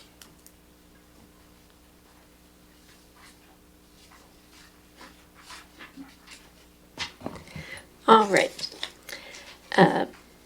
Councilmember Cotta. Yes. Councilmember Perales. Yes. Councilmember Barajas. Yes. Councilmember Blaisdell. Yes. Mayor Pro Tem Grimm. Yes. And Mayor Milne. A yes as well. Passes unanimously. All right, thank you for that. All right, let's jump to number 9, ordinance and resolutions not related to hearings. And we have 9A, resolution number 4679, initiate emergency comprehensive plan amendment arising from Pasco School District Capital Facilities Plan update. And we got Director Haley Matson. Thank you. Good evening, Mayor and Council. Tonight's item is to request to initiate an emergency comprehensive plan amendment that is stemming from the Pasco School District's 2025 update to its capital facilities plan that was adopted in March of this year. And I did want to note that the reason this one and the next item are being brought forward as an emergency amendment currently is because we are in the midst of a periodic update of our comprehensive plan that happens every 10 years. And the state law does allow for you to do a comprehensive plan update each year. However, our municipal code says that we don't take in comprehensive plan amendments when we're updating the comprehensive plan. So these are important issues, and I believe they fit very well within the emergency comp plan criteria. But the main reason these two are coming forward as emergency comp plan amendments is because our code says we're not allowed to take any amendments in during the periodic update cycle. And it doesn't clarify if it's an applicant submittal or a city-led submittal. So to be safe, we are declaring these issues as emergency comp plan amendments. The capital facilities plan for the school district is an update that happens every 2 years, and the school district has already initiated the SEPA process for this, and the purpose tonight is to declare an emergency amendment via resolution by the city council so that we can proceed forward with that. And if we do move forward with adopting the capital facilities plan this year, it will align nicely with the school impact fees that were revised earlier this year. So this plan will back up those fees in addition to the process we underwent earlier in the year. So happy to answer any questions that you may have related to this. Staff is recommending approval so that we can move forward with the next steps, which would include an introduction to the Planning Commission this week on Thursday to this item. And then a public hearing ideally will be held with the Planning Commission in December. And then a workshop and a decision meeting will be held with the City Council related to this. Thank you.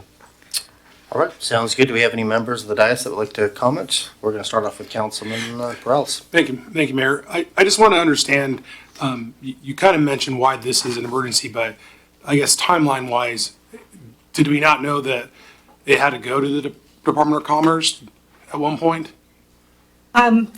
The Department of Commerce notice is required for any comprehensive plan amendment, so it's not really related to the commerce noticing process. We have initiated that already. It's a standard 60-day process that is required for all comprehensive plan amendments. The reason this is considered an emergency is because the Pasco Municipal Code does not allow comprehensive plan amendments during the periodic update cycle, which is something I'd like to change in the code so that we can allow that. And this was mainly a timing issue with the school impact fees being updated earlier this year. It is best practice to make sure the capital facilities plan for the school district follows school impact fees. And this was brought up to council in June when we brought this forward, and council wanted to move forward as quickly as possible with the school impact fees to offset the traffic impact fees.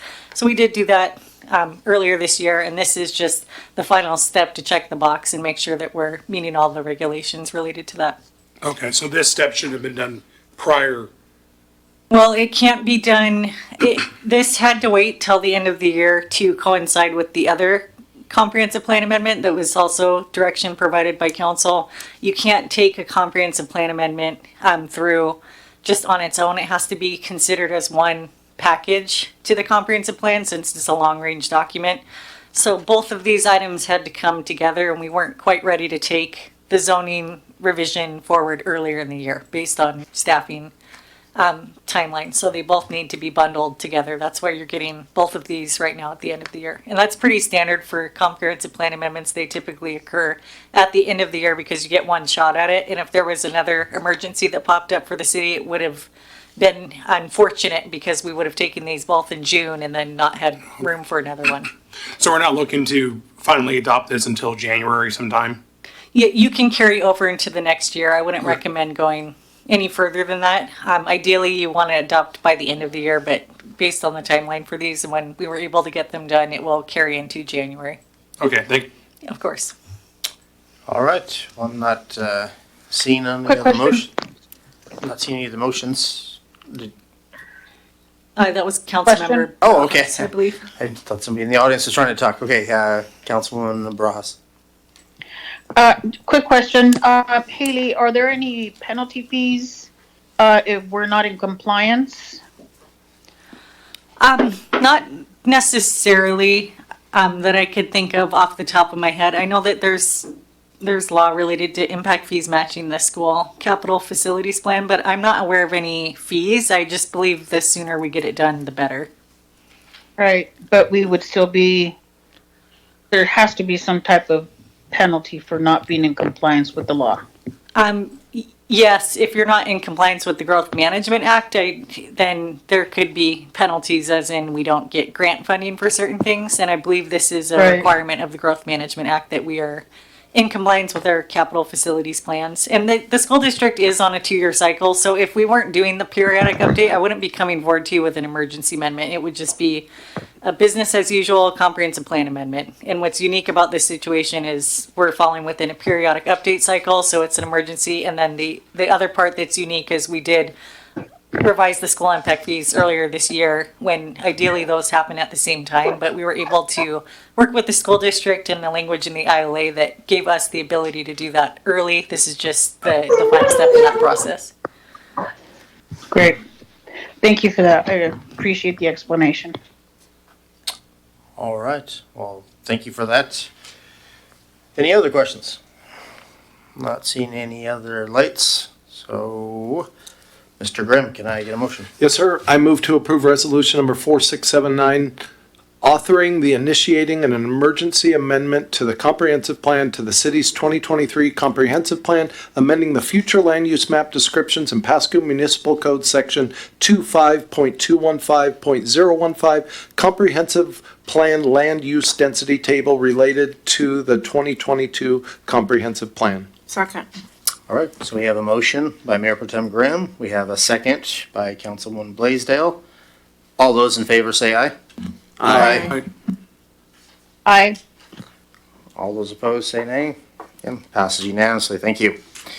We're going to jump to 9B, which is resolution number 4680, initiating an emergency comprehensive plan amendment for low-density residential land use RS20 zone. And again, Haley Matson. Thank you. And I had a point of clarification on the last item. It looks like the motion provided was a cut and paste from the next item. I apologize for that. So I would request that the motion be revised to approve resolution 4679, authorizing the emergency amendment to the comprehensive plan to adopt the new Pasco School District Capital Facilities Plan. So I took the first few words of the motion, and then after comprehensive plan, you can just add in Pasco School District Capital Facilities Plan update. If anyone wants to take a stab at it. All right, let's have I Pro Tem apologize for Grimm that. take a stab at that one. He's good at these sort of things. Thank you, Mr. Mayor. Ms. Matson, would you say that one more time if you'd be so kind, please? So it would be, I move to approve resolution number 4679, authorizing the update to the Pasco School District Capital Facilities Plan. Okay, I move to approve resolution number 4679, authorizing the update to the Pasco School District Capital Facilities Plan. Yes, thank you. All right, good job. So we have a first by Mayor Pro Tem Grimm. We got a second by Councilwoman Blaisdell. All those in favor say aye. Aye. Aye. All those opposed say nay. Again, passed unanimously. Thank you for that. So on B, did you want to start off with that again? Yes, thank you. And thank you for your flexibility with the last motion there. We'll check that closer next time. And the second emergency comprehensive plan amendment tonight for your consideration is for the RS20 zone, specifically the low density comprehensive plan land use designation. And just some background to where we got to today. In April of 2023, the council adopted ordinance 4663, and that authorized citywide a change from the density range of low density residential in Pasco from 2 to 5 units per acre to 3 to 6 units per acre. And that was established citywide. And that range, the land use range, which is the overarching density range for the city, works for all of the zones in Pasco except for the RS20 zone, where there is an inherent conflict in that zone. And the RS20 zone is in the Riverview area. And RS20 means you can do single family homes in that zone. And the minimum lot size is 20,000 square feet. So that equates to a half acre lots, which is a density range of 2 units per acre. So we found that there was an inconsistency when that comprehensive plan designation was made, rendering the RS20 zone not compliant with the zoning code and the comprehensive code. So development in that area has not been able to proceed because of this conflict. And we did approach the city council for advice on this a few times, and were directed to modify the zone to 2 to 5 units per acre. And so this emergency comprehensive plan amendment is really focusing on the land use designation, not the zoning. We don't need an emergency plan amendment for the zoning, but I will give you a sneak peek on what we are planning to do for this and when you will see the rest of it. So the proposal to fix the discrepancy between the RS20 zone and the land use designation is to redesignate the area currently zoned as RS20 to provide a land use designation of 2 to 5 units per acre. And the 2 units per acre will allow customers to use septic systems if they are outside of the range of city sewer services and if they meet the Benton-Franklin Health County District standards, which allows for half acre lots to utilize septic. It's also providing a lower density range for people who would like to have larger lots in that area while still maintaining a higher range of 5 units per acre in that area. So as I understood it, I was directed to revise this zone to allow 2 to 5 units per acre, which would which would maintain what the zone itself currently allows with minimum lot size of 20,000 square feet, but then allow for additional units up to 5 units per acre. And to facilitate this change, the land use needs to change, which if this is approved tonight, we would workshop it with Planning Commission this week, and then we'd hold a public hearing in December and then bring it back for a workshop to council in January, and then final decision hopefully by the end of January, so it's not delayed. That is the comprehensive plan designation change, and the zoning change associated with this would be to convert the RS20 zone to an R9 zoning, which would allow a minimum lot size down to 8,700 square feet in the RS20 zone. And so that minimum lot size would allow for a developer to do 5 units per acre if they desire to.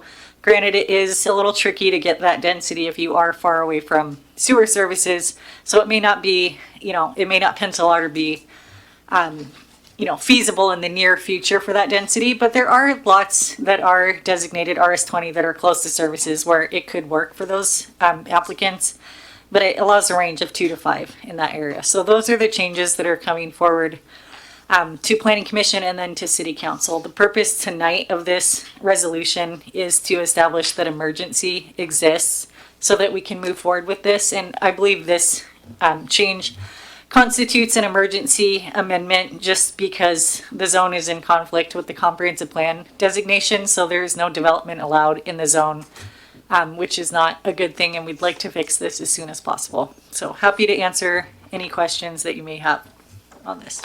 All right, well, looks like we've got a question from Mayor Pro Tem Grimm. Thank you. I just wanted to thank you for bringing this back. I remember you bringing this to us earlier in the year, and I know council's desire to try to protect the Riverview area as much as possible with lower density, so I appreciate all that. Just one question, if you'd be so kind, Miss Haley. As far as the third line down, when I go to make this motion, is that supposed to be authorizing or authoring? I see Mr. Ferguson over there, and I always, It's authorizing, so we were consistent with our mistakes on both resolutions. So Perfect. we No, thank you. Just want to make sure we all got it right. Thank you for checking. Yep. Thank you, Ms. Mattson.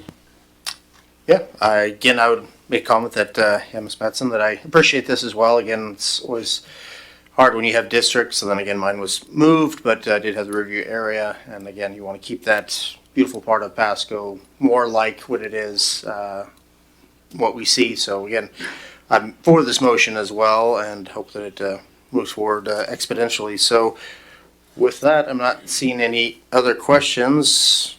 Does Councilman Barajas have anything to say?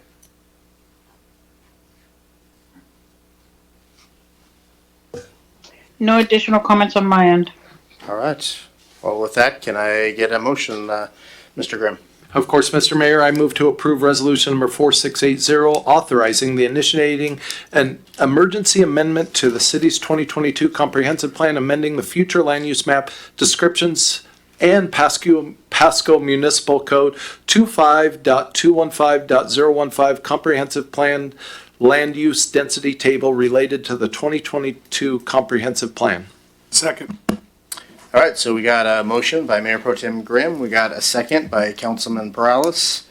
All those in favor say aye. Aye. Aye. All right. And all those opposed say nay, but it passes unanimously. All right, so let's jump to C, ordinance number 4803, adjustment to utility tax rate for city-owned utilities. And again, we're going to go with Deputy City Manager Regis Adele. Thank you, Mayor and Council. This is an item that we've discussed quite a bit in the last couple of months. The city has utility tax of 8.5% across various utilities like electric, water, irrigation, garbage, gas, sewer, stormwater, cable television, telephone, etc. I do want to highlight that telephone is not cell phones, and so as I mentioned last week, the fact that we're using so much cell phones and the home phones are disappearing or have disappeared means that the revenue source coming in from that is very minimal. The same story for cable television as well. And the utility tax, as I mentioned in our earlier conversation, is a tool that, especially for city-owned utilities, you can apply as much as you need for city services from council vote. The city currently is charging 8.5%, as I mentioned earlier. There are certain utilities that you cannot go over 6%, and some of those are electric, gas, steam, and telephone services, unless approved by voters. And City of Pasco voters at one point did approve an additional 2.5% in utility taxes to maintain and overlay streets. And at this point, the action in front of you is a 1.5% increase on city-owned utility taxes.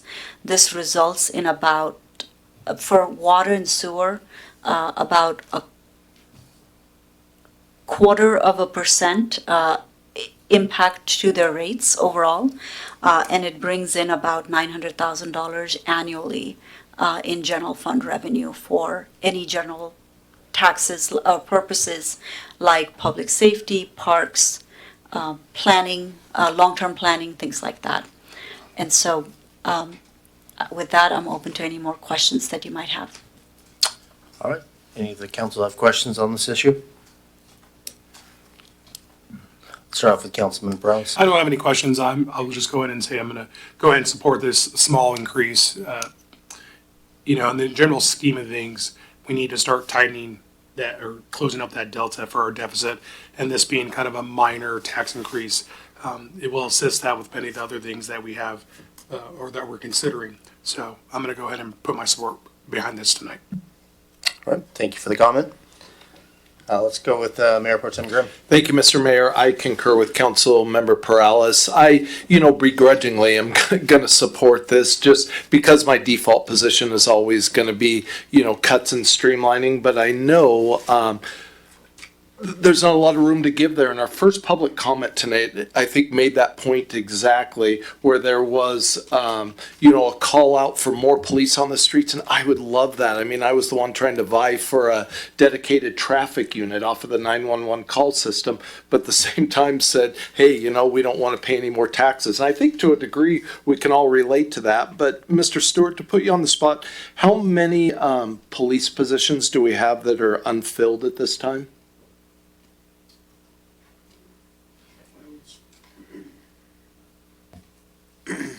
I would say it's probably 11 to 12, with 7 of those being frozen through the budget cuts this year. And how many fire positions do we have unfilled at this time, Mr. Stewart? 3. Okay. And so I guess that's the position, and that's kind of, you guys, where I'm at least on this. I mean, we are, we have cut back. I know that we saw the numbers not too long ago, how much police especially has cut back in overtime over the last year. So we have seen streamlining, we have seen some of these cuts. And so at some point, our only other bucket is revenue. And so, yes, for those reasons, Mr. Mayor, I would be in support of this. Thank you for that, Mayor Pro Tem Grimm. Do we have Councilwoman Bras? Did you want to say anything or?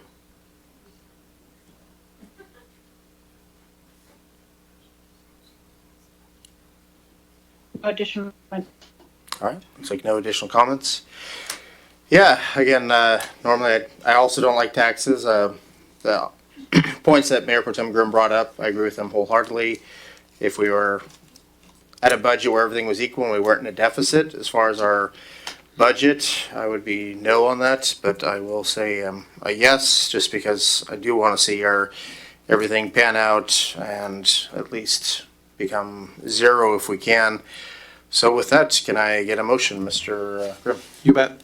I move to adopt ordinance number 4803, amending chapter 5.45.040 utilities occupation license to adjust the utility tax rate for city provided water, sewer, irrigation, stormwater, and process water reclamation facility services, providing for severability and establishing an effective date of January 1st, 2026, and further authorized publication by summary only.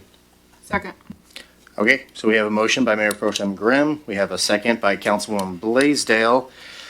Since this is a tax, why don't we throw it out as a roll call as well? Be a little different. Let me grab my sheet.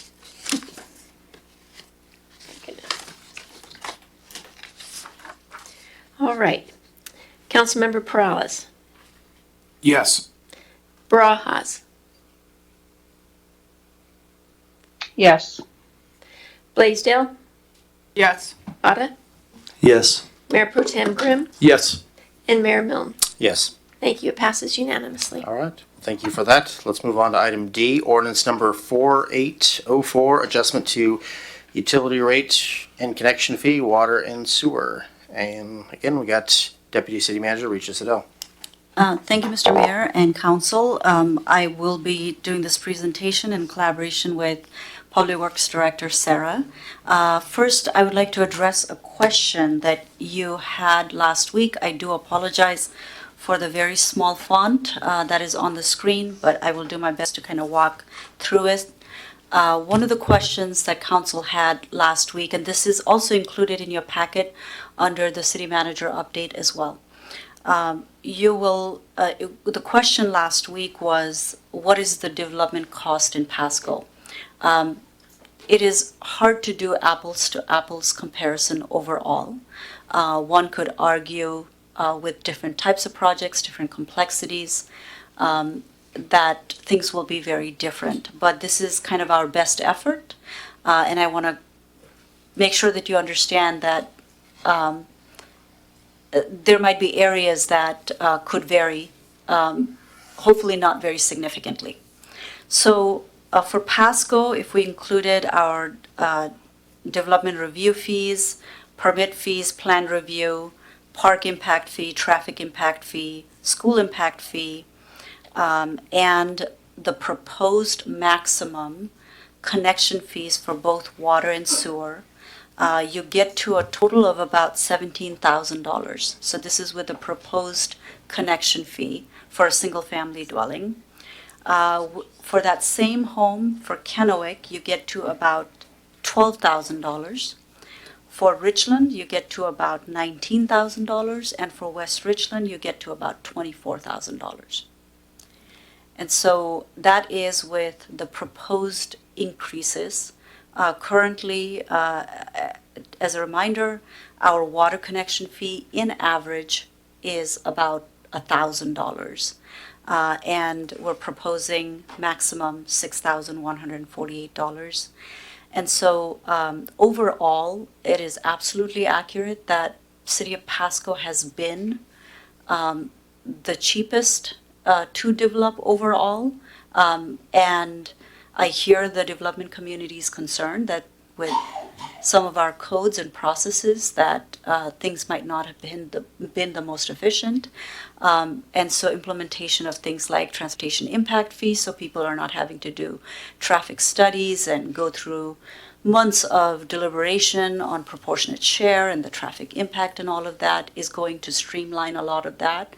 I'm also excited to have Director Mattson on board, who very much has that efficiency in mind and is working towards that. But overall, even with the adoption of the maximum on both water and sewer, you're looking at the City of Pasco being fairly in line with the other cities. So I want to make sure that that question is answered before we move forward, and I'm open to any questions that you might have. I had one quote. Let's go to Councilman Perales. Thank you, Mayor. I just want to make sure, are we forgetting the irrigation connection fee? Should that be on there for? Oh, you're right. Yes, I did forget that.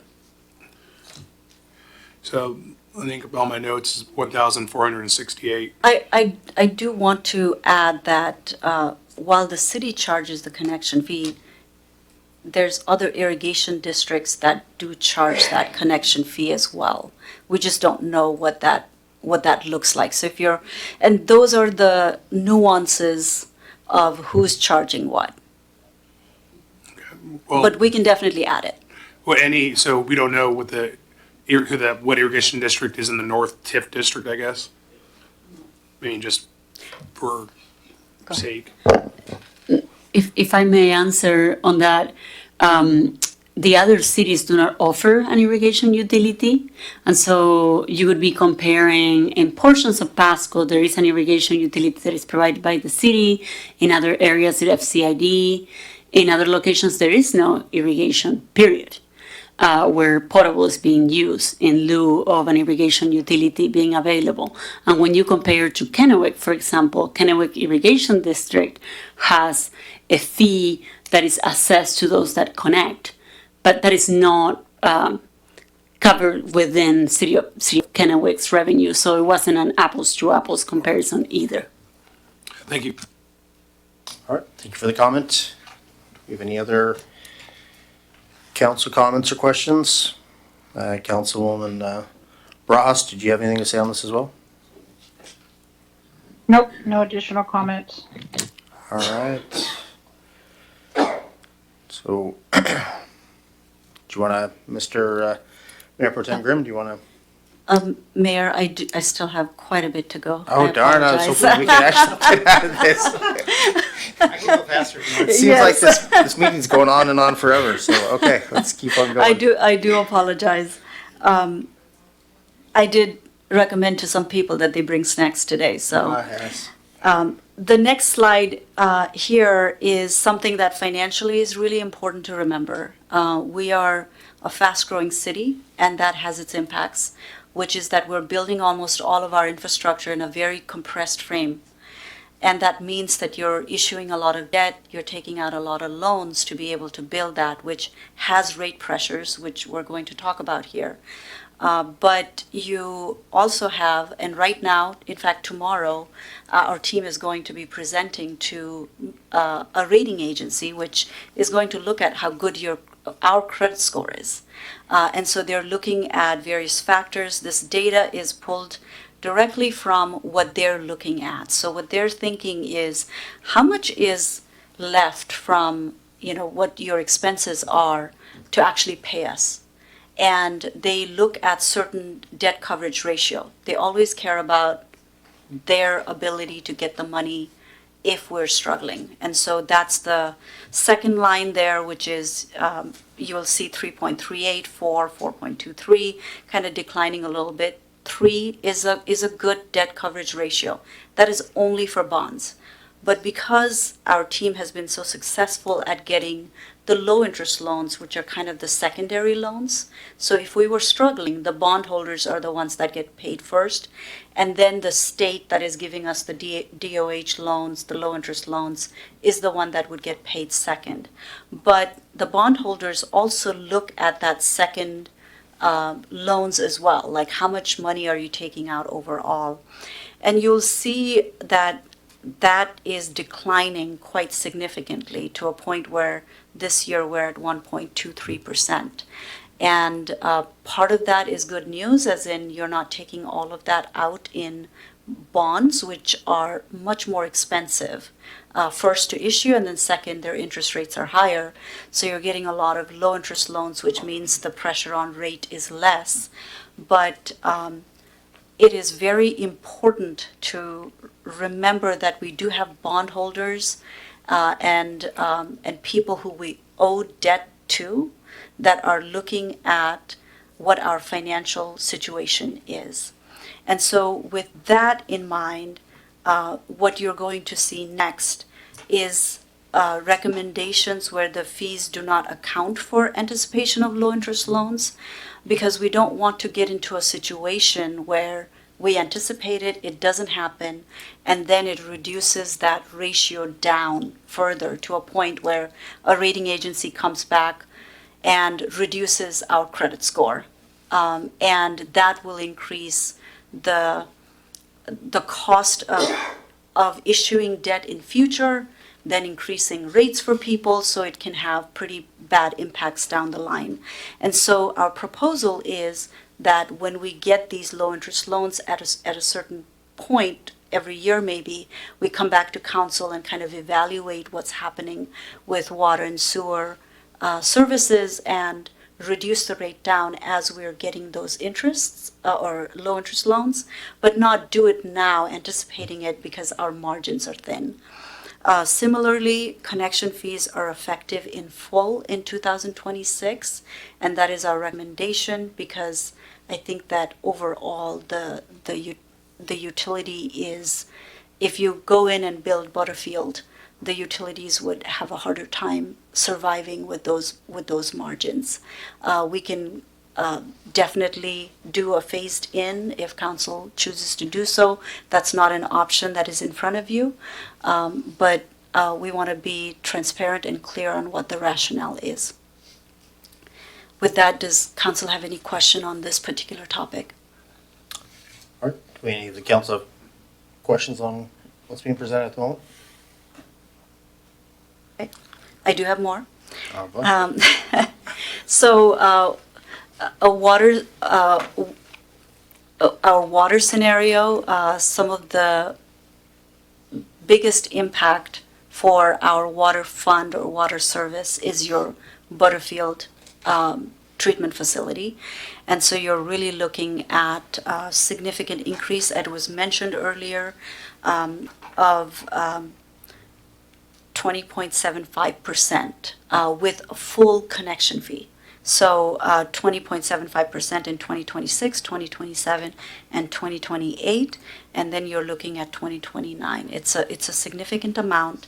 It's about $7 in the first year, $8.50 in the second year, $10.26 in the third year, and $5.67 per month, or yes, for the fourth year. So significant impact for our customers of water system, and that is mostly because we need to replace a pretty old facility that has been used up by the community, and you're looking at about $220 to $260 million to replace the facility.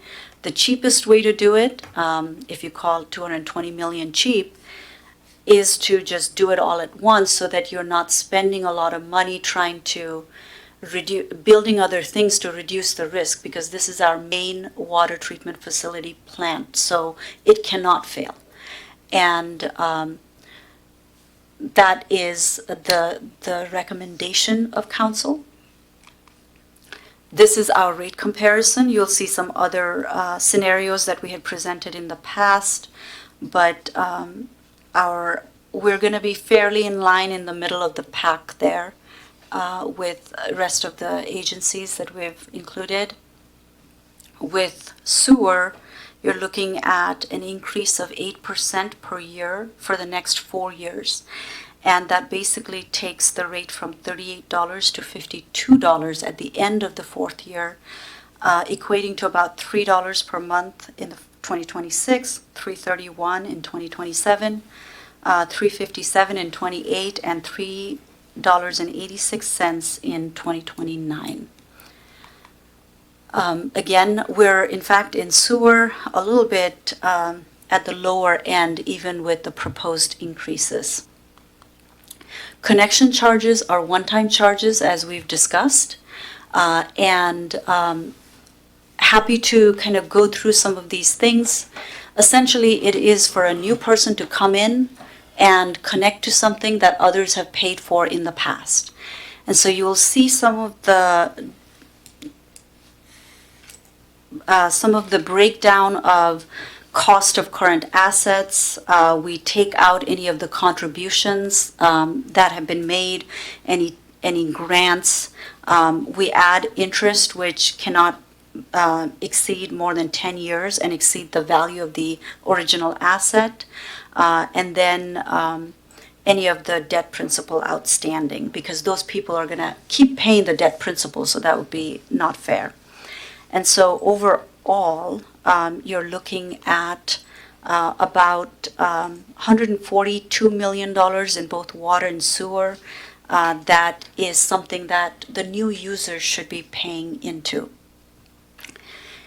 And you are looking at about $6,148 for water and $4,583 for sewer. And the future capacity added and expected out of all of this is about 21,000 new units. I do want to repeat that this is the maximum allowable. If council said we want water to be 7,000, that is not legally allowed. But you can come down if you chose to. So there's really three options here. You can approve the connection charge at 100%. You can reduce the connection charge and increase the rates. Or you'd have to pick which projects we're not going to do. And so you reduce the cost essentially. And so those are unfortunately the choices that we have. It is a hard and almost an impossible choice for water services because Butterfield is our main water treatment plant, and it is the most expensive project that you can break it down over 10 years, but it still is very expensive to accomplish. And so it's a hard choice overall. With that, this is kind of a connection charge survey. When we talked about this, council wanted a more comprehensive view of all of the development fees. So that's kind of what that looks like. We're still higher than some of our neighbors, but in the middle of the pack in that graph. And definitely an increase from $800 to $61.48 is an impact for the development community. And then you're also looking at a pretty significant rate increases as well. What council has in front of you is two options. One essentially accounts for full 100% connection fees for both water and sewer. And then that scenario one, which includes just building the Butterfield plant, which would be the cheapest way to do it, but the most impactful as well. And then the second option is 50% in connection fees, and then we reduce increase the rates, the monthly rates by a little bit, which is about 0.75% a year. I did do my math a little bit wrong, so we updated the ordinance. In fact, the rate for the 50% connection fee went down. And so I do want you to be aware of that as well. And with that, I'm going to pass this on to Ms. Sarah. So you are seeing in the screen the two ordinances the summary of the ordinance are included in your packet. And in the next couple of slides, there would be just the sample of a typical residential household. And so you can see what the difference in rate looks like, along with what the connection charge, that one-time connection charge could look like. So this is in Ordinance A for water. So we highlighted in yellow what those increases look like. And it's much easier to see it in here or in your packet than it is in the ordinance itself, where all the language that is being changed in the code is revised with different colors. That's why we provided it as a table in your packet and here in the screen as well. So for a 3/4 inch meter, your base rate is today $26.07, and in 2026 it would be $31.48, and by the time that you get to 2029, it's looking at $50.26, and that one-time connection fee in this case is $6,148. Same ordinance in sewer. Currently, the base rate for a single family is $38.27. In 2026, with the proposed increases, would be $41.33, and by the time you get to 2029, it's $52.07, and the one-time connection fee, it's the maximum proposed, $4,354. Now, if you were to choose Ordinance B, you are seeing how the water, that connection fee, that one-time connection fee is goes down to half the original proposed amount, $3,074, and then that monthly base rate goes from the $26.07, which we had seen previously, to the $31.68. So the variation on those increases for 2026 are not super significant. It's slightly more than in Ordinance A. And the same is true for Ordinance for the sewer component of Ordinance B, where the sewer connection goes to half the one proposed in A, and, oops, did I highlight the wrong cell in here? So sorry, you go two cells down from the one that is highlighted, the single family unit per month. We had set it 38.27 as your base rate today in 2025, and your 2026 is 41.62. So very similar to what you had in Ordinance A, just slightly higher. And this is just to show how the change in connection charge impacts rates, which you can see there is an impact, but it's limited. So I will bring you back to the summary of the two ordinances, where I think that is the clearest comparison. And happy to answer any questions you may have. I think it's fair to mention that the way connection charges with this proposed connection charge could be streamlined. There would not be a calculation involved in it. It would be based on, for water, your meter size, on sewer, your equivalent residential unit, which is an amount of flow that you're using in your facility. So that would eliminate some of the calculation and sometimes uncertainty when somebody's looking to develop a type of development, doesn't have a parcel selected yet, and it's really hard to estimate how much is that connection fee going to be. Today, that calculation is based on your frontage of your parcel and the size of your parcel. And so that is something that is being proposed and is incorporated in the language in the two ordinances that you have in front of you. Happy to address any questions you may have. Thank you. All right, well, now it looks like we're getting to the end, so do we have any questions from the council? Okay, good, Councilman Prowse. Thank you, Mayor.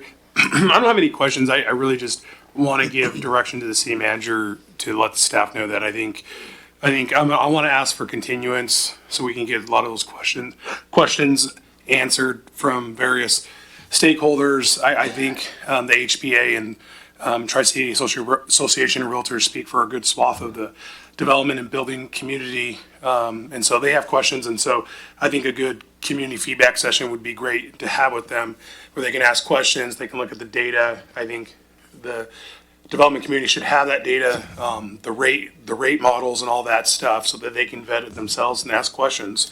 I think I did ask that at least once, and I think the answer I got was, well, we weren't directed to do that with them. So this is what we're doing. We're going to have hearings and I guess time in the city council to talk about it. But I know sometimes it happens at the 11th hour, but I think we need to have just a little bit more time on this item just to get all the questions answered. And I also want to get a clarification about for any development that's in the queue right now, because looking like this, I mean, let's say essentially if a development's not going to get greenlit until 2026, if we do pass this, are they going to get hit with those connection charges if they're already in the queue here? The connection charges are usually charged at the time of the connection to the utility, so yes. So that would be my ask for the rest of the council. All right, go with Councilman Cotto. Yeah, my comment is along the same lines. I mean, I feel prepared tonight, and I look at this, and it's like there are things I just don't quite understand yet. From a principled perspective, I like the new the connection fee being paid for in full by the person building the house, because they are adding to or gaining connecting to something that was already paid for by other previous members. I hear comments about what that does to the comp fees of other houses. I don't understand that as well, and so I do think that some more time to consider it would be helpful. All right, we have Councilwoman Brajas. Did you have any comments on this?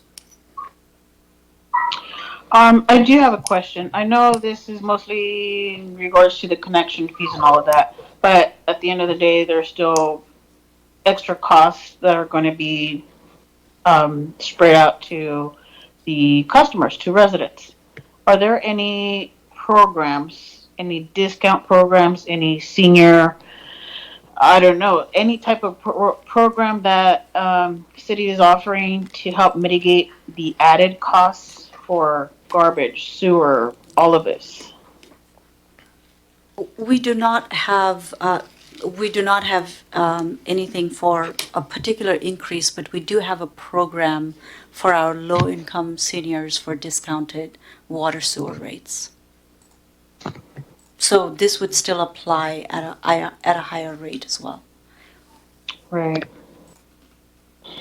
Okay. Well, no further questions then. All right, well, I guess I had a question. So going along the lines of Councilman Morales talking about if we were to go down that road, I mean, like, I know we're kind of now at the last hour, we're at the end of the year. Again, we have a couple meetings left. For this actually to be put in, if we said, hey, can we have like a month break? I mean, when would this, how much time would you really need if there was any other vetting, any other questions, so that everybody feels that they get rushed through, but that everybody was kind of like happy? I mean, I know where we're at, but again, I would like the whole council support. How much, as a staff estimation, I guess put it that way, would you see that we could do any other vetting and get this done? What's your opinion? We're more than happy to do a community listening session. We've done that with irrigation as well, where we've done development, community overall. More than happy to do that. You know, you said what would it take to keep people happy. I think this is an item that nobody's going to be happy about. And so the idea is truly what are we willing to do for the system overall and its expansion. And so if we reduce anything, you're looking at probably degradation of service. I think the Butterfield plant is a concern, but then you have some other projects within sewer as well. So that is challenging. You're looking at 21,000 units added that we're looking to add all of these people in the future. We're doing the comp plan. We might not have the infrastructure to do it. And so that's kind of the risk. In terms of being able to do community outreach, staff can definitely do that, answer the questions. I think people's concern really is around the increase, which staff understands. Okay, I mean, again, it would be even worse if we didn't have the Butterfield and it went down and we couldn't replace it. I mean, again, then you have no water, so that doesn't help anybody. But City Manager Stewart. Yeah, if I could just take a minute, I know it's been a long night, but these are important decisions, and if I can just take a moment to kind of provide some perspective of someone coming in from outside and having worked in 4 or 5 different states and how this compares. Can you take it back to the slide that showed the comparison of the combined water sewer rates for the region? So first and foremost, well, I guess in response, I understand the sensitivity. I understand why developers are coming out and arguing against raise and increases. I've heard the arguments before, both from developers and from people on fixed incomes with regards to these challenges. I would state that, one, you're also not going to be able to develop without quality utilities. And if we're not funding it properly, we as the city of Pasco are not going to be able to provide quality utilities, which is also going to stymie growth going forward. As you're seeing here on the far right is Pasco in its existing format with water and sewer rates. We're at the bottom.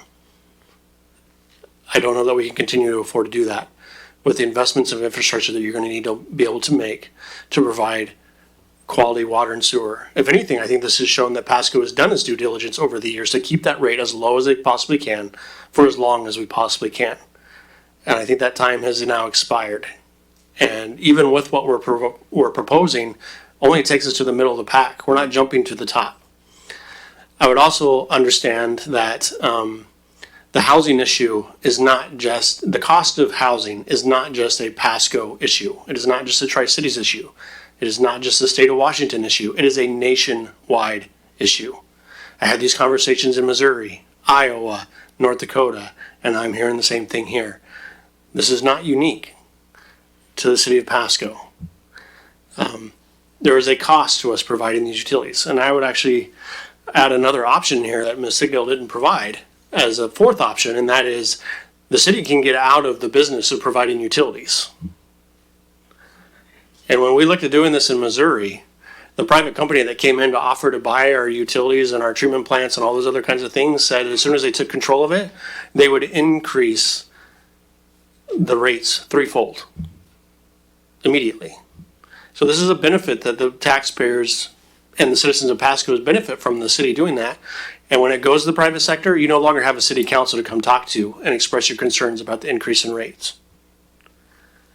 So I think staff has done its due diligence. All this is built off of analysis done by a third-party professional. And all of the reports are consistent with their techniques, their methodology, and everything else that I've seen in going through many of these rate studies over the last 20 years. I think staff has done their due diligence. And I applaud them for the work and the effort they've done. This is a tough decision. And I agree on the Sigdell. What we will do as the council directs if you want to slow this down and go have public input. But at the end of the day, nobody wants to see the rates go up. But there's a cost to us providing these services. And I don't know that we've even talked about what rates these other communities are already looking at increasing over the coming years as well. We're trying to take care of this on the best that we can for the citizens of Pasco.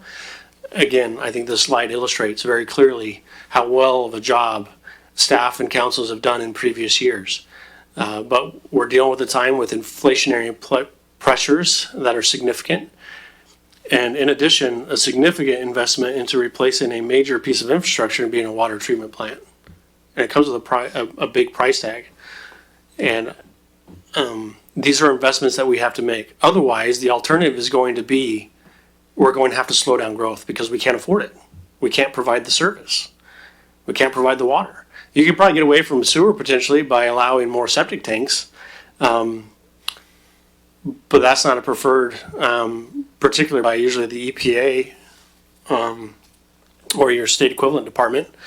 They don't like septic tanks or septic systems. They want people to go on to, and new construction particularly, to go on to sanitary sewer services. So even that's not real sustainable to go that direction either. And I know that probably what I'm saying is probably not popular with some of the people that have expressed their concerns. I get it. But I also have to give you a true painting of the reality of what we're dealing with. And I think these are well within line and reasonable. And I think they're necessary. And I think doing anything less than what's been recommended is going to have undesired impacts as well going forward. All right. Thank you for that point of view. Let's go to Mayor Pro Tem Grimm.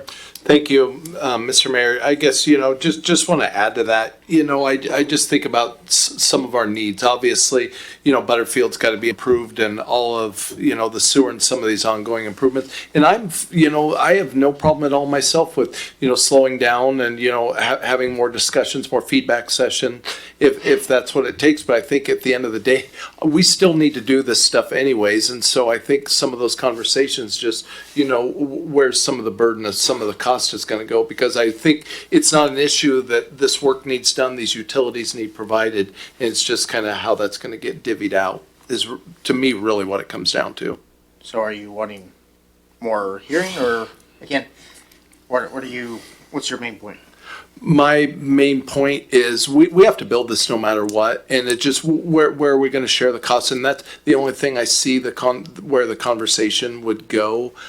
With this, I would, if the rest of the council's for slowing down and doing that, the developing community out there is working in partnership with the city, trying to build the city. And so, that's why they're a stakeholder. They have an important, voice in the conversation. But at the same time, I agree with some of Mr. Stewart's comments that this needs built, and staff has put some work into it, and I would be for going forward at least with one of the motions at the same time. But it depends on the rest of staff or the rest of council. Okay, well, let's flush this out. So let's jump to Councilman Perales. Oh, thank you, Mayor. I'm still for allowing some more time to have the development committee look at this, and I'm going to politely push back on what city council, or sorry, city manager Stewart was saying about, I don't think it's not necessarily about hard work from previous administrations and they kept the costs low. I guess my issue is sometimes, or not sometimes, but what I've seen by being on council for 2 years is that we're always legislating from crisis to crisis. And all of a sudden we have 20%, another 20%. Before I got on council, it was the water rights issue. Let's jack all this up before the next council comes on board. We need to be forward looking for this stuff. If we understand that Butterfield needed to get improved and redone, why weren't we already talking about this 10 years ago? Why aren't we being more forward looking with this stuff so we're not impacting? Because we don't know what's going to come later on. We don't know if we're going to have like another COVID, more inflationary pressures. We need to start being more proactive with the way we are funding stuff rather than jacking up prices. Because looking at those prices, like I heard Councilmember Blaisdell said, man, that's double. Yeah. Think about the people who are on fixed incomes, the lower spectrum of our, of the poverty sector here in the city. They're going to get hit very hard with this type of stuff. So I want to know that the stuff is getting vetted, and especially when it comes to affordable housing. I'll just say it. I've been saying this for a while. There's no such thing as affordable housing. There's not. We're not making it more affordable. The state's not making it any more affordable. So I want to make sure that everyone's comfortable, whether it's the person who's looking to buy a home, the people who are going to build a home, what they're going to have to pay. It's about predictability, consistency. But when they come and say, we have questions about this, I want to make sure that their questions get answered. You know what? If they come back and say, everything looks good, and then give us kind of their thoughts on it, and then we can make a decision. But I don't see an issue with waiting just a little bit to get those questions answered, and then we can make a good decision. I don't feel like we need to pass this next week, 2 weeks from now. Let's take the time. Let's get it right. All right, I appreciate those comments. Let's go with Councilman Nakata. Yes, I support the project. It's just a matter of how we divvy up the connection charge fees. And I think my main question is that obviously the new home buyers feel like they're losing if they're paying for 100% of the connection fee. And then the existing homeowners feel like they're losing if they're helping support that by paying half of it. And I'm wondering if there's a situation where we both lose by charging the max allowed for the new homeowner, in the sense that it raises the cost of new housing, and maybe that raises the fees for or the comp rates for other houses as well. Is there a situation where we kind of both lose by having a greater connection fee for the new housing? That's really my question.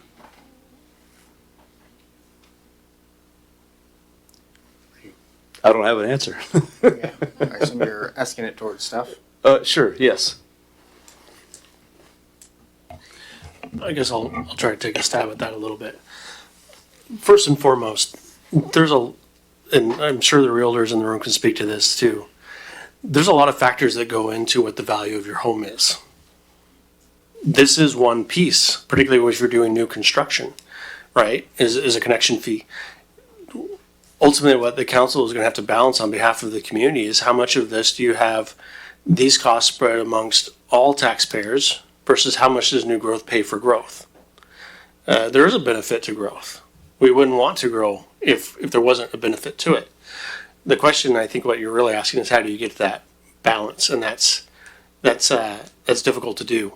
But there's a lot of things that contribute to affordable housing and the cost of a home. And having been one who's still trying to sell a house, I mean, yeah, it pushes the price up, but I've also learned that most people don't complain when they sell their home for $150,000 more than what they paid for it, because the assessed value, the market value has increased significantly. Those people never come and complain to us that we helped them make more money in selling their house, right? But there's a lot of factors that go into play with regards to the value of a home and its market value. And what we're talking about now, though, is with your connection fee, is how do you spread that balance of growth paying for growth versus the entire community paying for that growth. And so I don't know if I really answered your question, Councilmember Cotta, but those are some of the thoughts that triggered for me.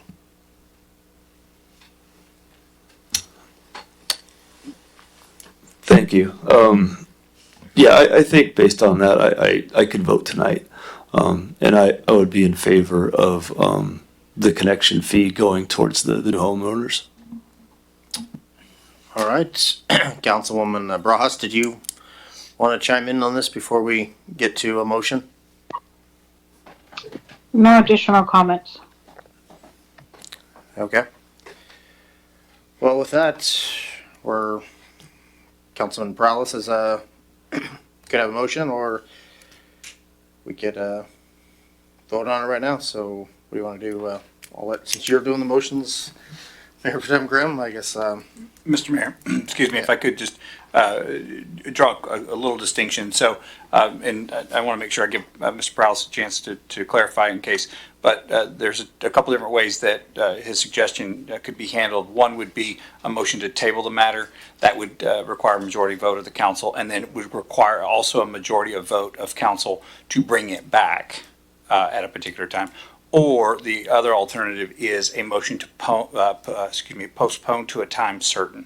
You would just need to say what date and time that would be, and then it would automatically come back. So one is kind of hanging out there and still would require a vote to come back from the table, but the other one would be setting it for a specific date and time. Okay, so, did you want to make a comment? Yeah, I do. If we are gonna vote on either motion A or motion B, just so you know, my answer is going to be no to both. If we're voting on tabling it and bringing it back, then I would vote yes. Okay, well, that's good to know. So for clarification, if we tabled it, but we said we would like to vote on it, say, middle of January, do you think we'd give us enough time to set up any kind of meetings? I mean, I think we're still going to come back with motion A, motion B. I mean, I don't see any way around it, but it would be better to hear everybody's voice. That's my opinion. Would that be something that could get done as far as with the new council, everything happening in January? Would we have a problem with that? We can do, if council is looking for very similar to what we did with irrigation, where we have one for development community, one for community at large.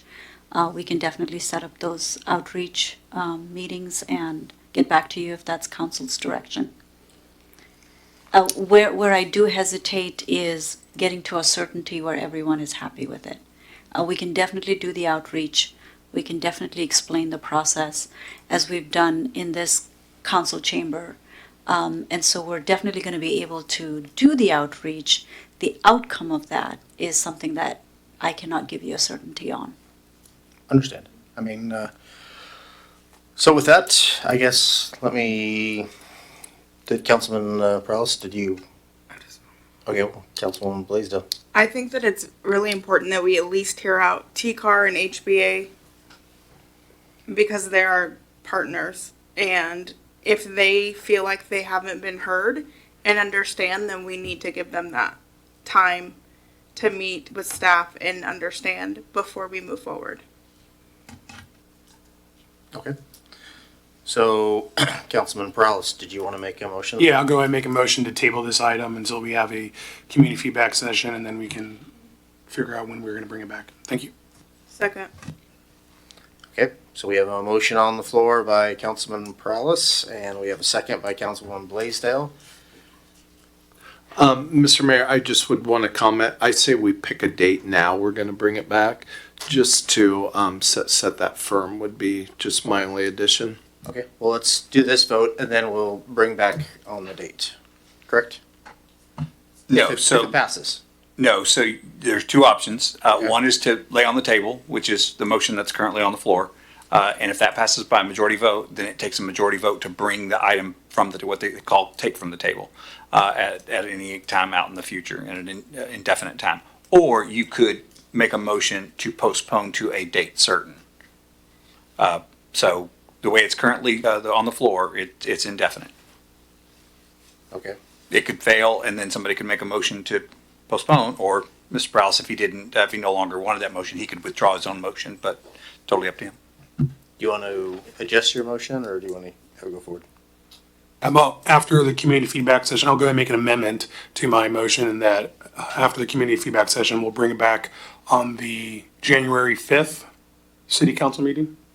What do we need? That'd be the first time one. for, maybe have 2 weeks after that, just because the new council coming on and being sworn in and everything? Yeah, council, I would recommend a little bit later in that month because holidays are coming. Availability, we have to pick the right times to get as much engagement as possible. If you'd still like it on January 5th, we're more than happy to do it, but we might be scheduling some of these meetings in times that not everybody is available. I would shoot. For the holiday, could we, It doesn't matter to me. It can be the 19th, the 19th holiday? 20th MLK Day. 20th. Okay, 20th. So do you want to restate your motion? I'll go ahead and say that If we could, if that's what you're intending to do, Mr. Prowse, if you could withdraw your motion to table and then make a motion to postpone to January 20th. I'll make a motion to withdraw my earlier motion. And I'll make a new motion Okay. to have a community feedback session, and then we can bring this item back on the January 20th regular city council meeting. Second. All right, so we have an amended motion by Councilman Perales, and we got a second by Councilwoman Blaisdell. All those in favor say aye. Aye. All those opposed say nay. Aye. Okay, so it sounds like it passed unanimously, so we'll expect to make the final decision on January 20th. All right, it's now 9:40. Let's get like a 10-minute break, and we still got quite a lot to go. 10 minutes? Is it? I'm not, but I'm sure some people would like to use the restroom. All right, so with that, we'll come back at 9:50. All right, 10-minute recess.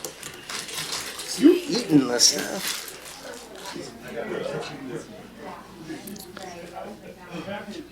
All right, so we're going to move on to Resolution E. Number 4681, authorizing of a $14.727 million, that's a lot of money, DWSRF loan contract DWL 315720 by Public Works Director Maria Serra. Good evening, council and mayor. Oh, I don't see this here. It's okay. I am presenting tonight on the acceptance of a loan issued by Department of Health. This loan is to fund some of the first improvements at Butterfield Water Treatment Plant. It's in the amount of $14.7 million.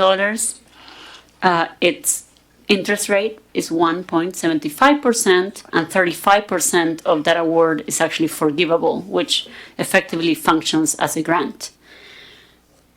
This amount of money will help us fund some of the permanganate improvements that are needed to combat the water quality changes in the Columbia River, which have to do with cyanotoxin, and then improve the feed for power to the facility and other improvements that are being designed at the intake.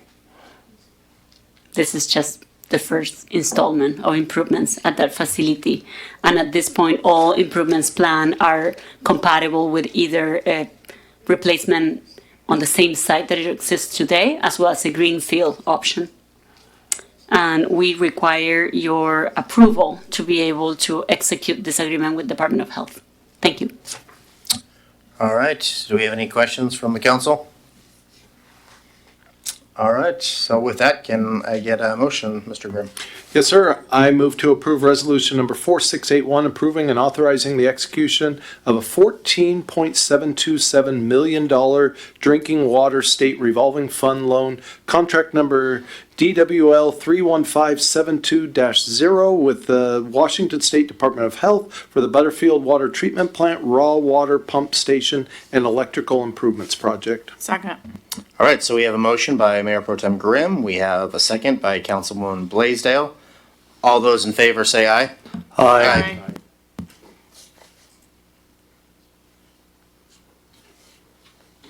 Do we know if Councilwoman Barajas is still on, or do we lose her? You have a question, City Manager Stewart?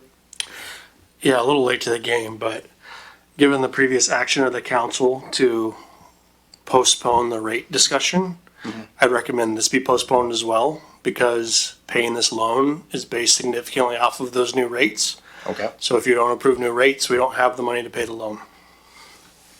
good point there. So I guess, we already voted on it. So do we, Okay, where do we love? We had 5 yays and you haven't asked for nays? correct. Okay, go ahead and ask for nays and then somebody can make a motion to rescind the prior motion. All right, any nays? Hearing none. Okay. Okay, now if somebody wants to make a Mr. motion. Mayor, I make a motion that we rescind the prior motion regarding resolution number 4681, authorization of $14.727 million DW SRF loan, contract number DWL 31572-0. Second. Okay, so we have a motion to remove this, and we have a motion by Mayor Pro Tem Grimm, we got a second by Councilwoman Blaisdell. So now, all those in favor of this motion, say aye. Aye. Aye. All those opposed, all right, and all those opposed say nay, again, so now we pass unanimously, we'll postpone it. And maybe consistent with your previous action, maybe you want to table this until the same January meeting that you postponed the other conversation to. That makes sense. All right, so let's move on to item number 10, unfinished business. We have A, the capital improvement plan, the 2026-2031, part 2, and we got Deputy City Manager Richa Siddell. Thank you, Mayor and Evening Council. I'm going to be very quick with this, and again, myself and Director Sarah are going to be partnering on this presentation. This is for capital improvement plan for just the utilities, and a large part of the utilities, at least in this go-around, are around water and sewer. We have other projects in irrigation and stormwater and processed water reuse facility, but majority of the utilities at this time are around the water and sewer. You'll also see pretty much a correlation of what was included in the rate study into the capital improvement plan.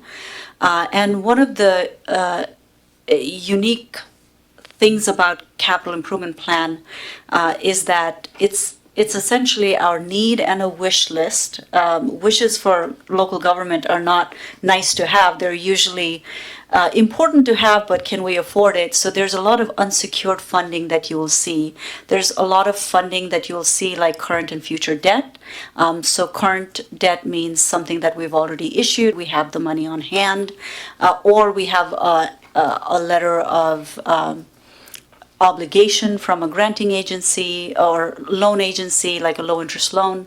And then any future debt that we're either planning to issue the bond or something that that we know we will be we'll be getting that obligation from a granting agency, or loan agency. I apologize. Usually the granting agency also divvies out low-interest loans, so and that's usually the state.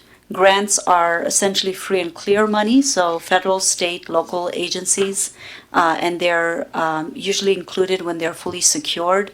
And our internal funds, things like our capital improvement, which is money that we receive from real estate excise taxes. That's money that we collect anytime a property is sold. And usually when there's lull in that selling of properties, you'll see a reduction in revenue. And then when there's a lot of homes being sold, you'll see increase in that revenue. Any local partnership with agencies, and then a large part unsecured funding. As Director Garcia mentioned last week, unsecured funding should be more prominent farther out we go. Just because something is in the capital improvement plan does not mean that it is something that will get done. So I want to be really, really clear on that. It is something that we would wish to be done, but there's a lot of resource restrictions and priorities that need to be figured out before that project can be started and completed. The same graph that you saw from last year, and just different projects. Sorry, I'm getting old and I cannot see that far now. We've had some high capital improvement plan years. A large part of that is our reuse facilities. So as they're completed, you'll kind of see that come off. And you're looking at almost close to $500 million for a 6-year plan that is proposed in front of you. 134 projects, and 29% of the funds are secured. With water and sewer, since we're talking about utilities, if you had passed the rates, then it would be considered kind of secured because you had passed the rates for about 4 years. But because they're not passed, we still have questions on how we're going to be able to accomplish that. So that's kind of, the things that you're looking at when you're looking at projects and where the money comes from. The good news is over 91% of the next year's projects are fully funded. So that's good news. We usually like to have the close years fully funded. So we're not planning to do anything next year that we don't know where the money is going to come from. Yeah. You check the audio real quick. Okay. Thanks. Go ahead. Okay. It's okay.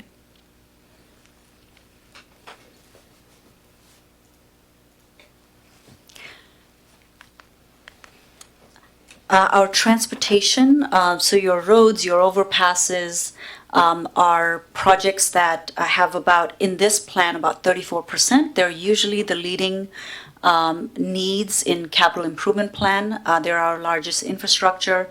And then you have our water utility because of Butterfield. Sometimes as new projects come in, like process water reuse facility at one point was the largest percentage. So it really depends on what system at that point has the most need. So at this time, you're looking at 34% of that $500 million going to transportation projects, 27% to water projects, and so on and so forth. And with that, I'm going to pass this to Director Sarah. On the utility realm, we are showing 4 projects that have been completed this year, which are the ones that have come to you for acceptance. There are other projects that are substantially completed, but we set the standard this year that we would only bring to you and show as completed the ones that have all the documentation finished, and you as a body have accepted the work of the contractor. So a couple of those to mention are the utilities installed along Road 108 and Sandifer, allowing for a transmission main to be installed there, and then another leg of that same transmission main crossing the freeway and going all the way to West Pasco. The West Pasco treatment plant expansion and well capacity upgrades. So this is just a different way to display some of the information Deputy City Manager Sigdal was showing. This is per year, per type of project. What is that total capital improvement plan for that type of project? Again, today we're going to focus on irrigation, PWRF, sewer, stormwater, and water. So for this, utility projects only, and again, utilities are funded through utility rates or bonds that are then paid through rates, and any expansion project can be funded through expansion or connection fees. There are 48 projects, a total of $230 million planned over the next 6 years. 46 of those funds are secure over the next 6 years, and of course in 2026 is almost all secure. And once again, we're seeing how those stack. You can see that water is predominant in the planned projects, and sewer taking a second seat, and then the other utilities, since most of PWRF has been already accomplished. And once again, this is reverse. So if you're looking at how much is secure, you want to look at the very bottom. 2026 is pretty much all secure, and moving outwards in years, there's less certainty of where those funds are coming from.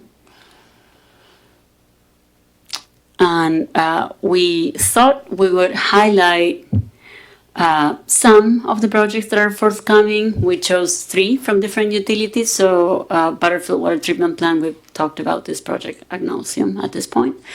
The irrigation expansion Iris Lane Pump Station, that is a project that will allow for increasing supply to our irrigation system. We've talked about this project before. We have secured the funding for it. Butterfield has only partially secured funds. And then finally for sewer, the River Shore Trunk Line upsize, which is a main trunk line that collects sewer from different areas on the western portion of the city across the whole city, pretty much, except for those that sit on the east side of the railroad. That project has funding secured for design through a Department of Ecology loan, and the rest of the funding will be pursued once the design is completed. So pictures of those projects, Butterfield, you've seen this facility. Hopefully you got an opportunity to tour it. And then we'll take a moment to highlight the work of our IT department that helped us create a tool that will show this plan and will be user-friendly, where you can just search for projects, know how much it costs, where it's located. You can sort through type of project. So this is what the Iris Lane project looks like, and so you're seeing where it's located, and then lots of details on the project on the right hand side. And then again, this is our sewer trunk line along the river. This is River Shore 1. This is one of three components that are bundled into the project that I showed in a couple of slides before, and again, details on one side. This is the second component of that same project, and then the third one. These are kind of bundled together to make the efforts more efficient. And then some of the success stories for our utilities. This year, we received 1 loan. Actually, you just had an item on it, so that's a drinking water state revolving fund loan for Butterfield. And because just one award of funding didn't seem sufficient, I think it tells the story of what our success has been in the last 5 years. A lot of the projects that have been funded through this external funding awards are still underway or are just now starting to wrap up. And so you are looking at just under $200 million in low interest loans for forgivable components.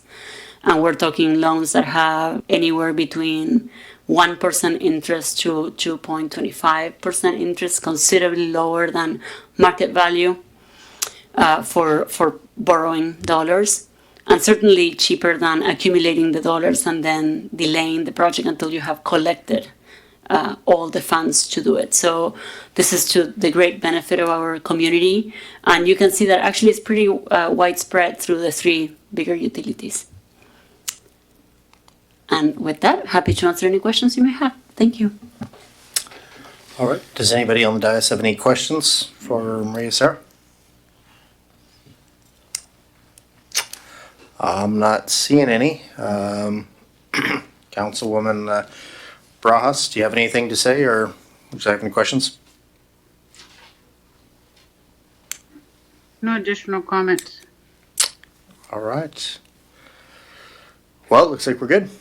So let's move on to item 10B, the consideration to discontinue fluoridation in drinking water. And we're going to go with our city manager, Harold Stewart. Mr. Mayor, members of council, I'll keep this pretty brief. I think everyone knows the subject matter at hand. I did include in the memo, as I referenced earlier in the meeting, there is some alternatives there with costs of elections.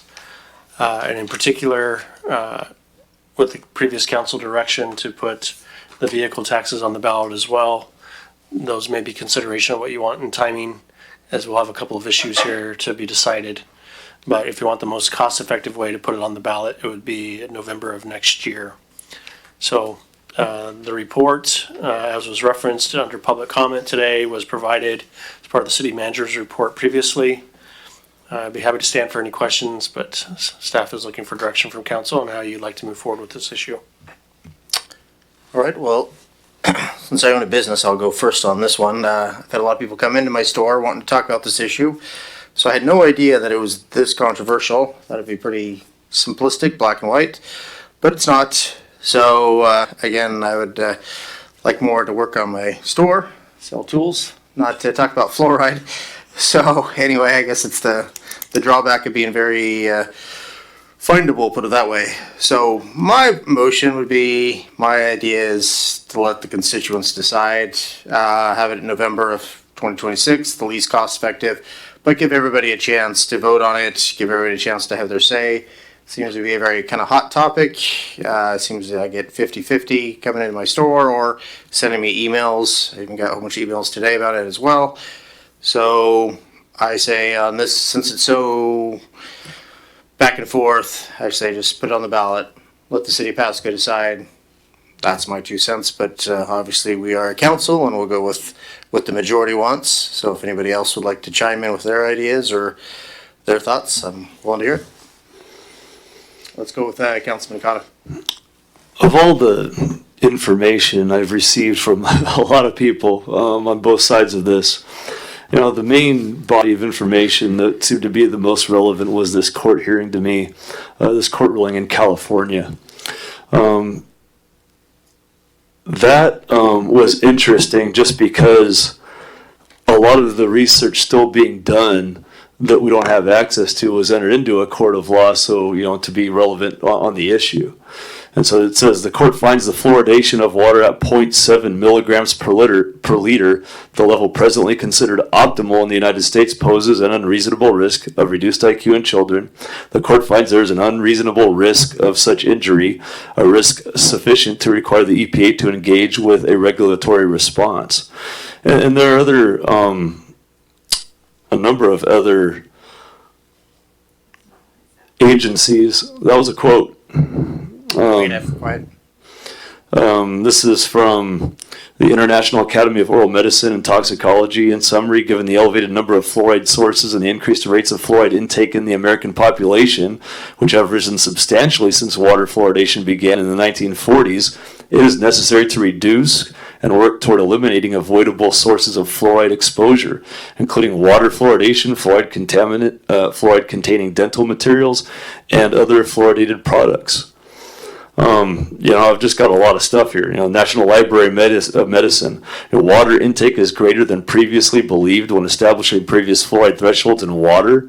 Individuals, especially children, tend to consume more water than was assumed when earlier standards were set. Warmer climates often increase water fluid consumption, with new data about intake volumes and previous ranges risked exposing people to fluoride that more than ideal, especially at higher bounds. And that's, you know, it's National Library of Medicine. And so it goes on. I understand there are issues on both sides of the aisle, but this was all the latest stuff entered into this court hearing. So it just seems prudent to remove the fluoride from the water. There's a lot of other arguments to be made. Maybe other people will make them. Maybe we'll have opposition and we'll just stick it to the voters. But I would propose that we vote on it. All right, let's go with Mayor Pro Tem Grimm.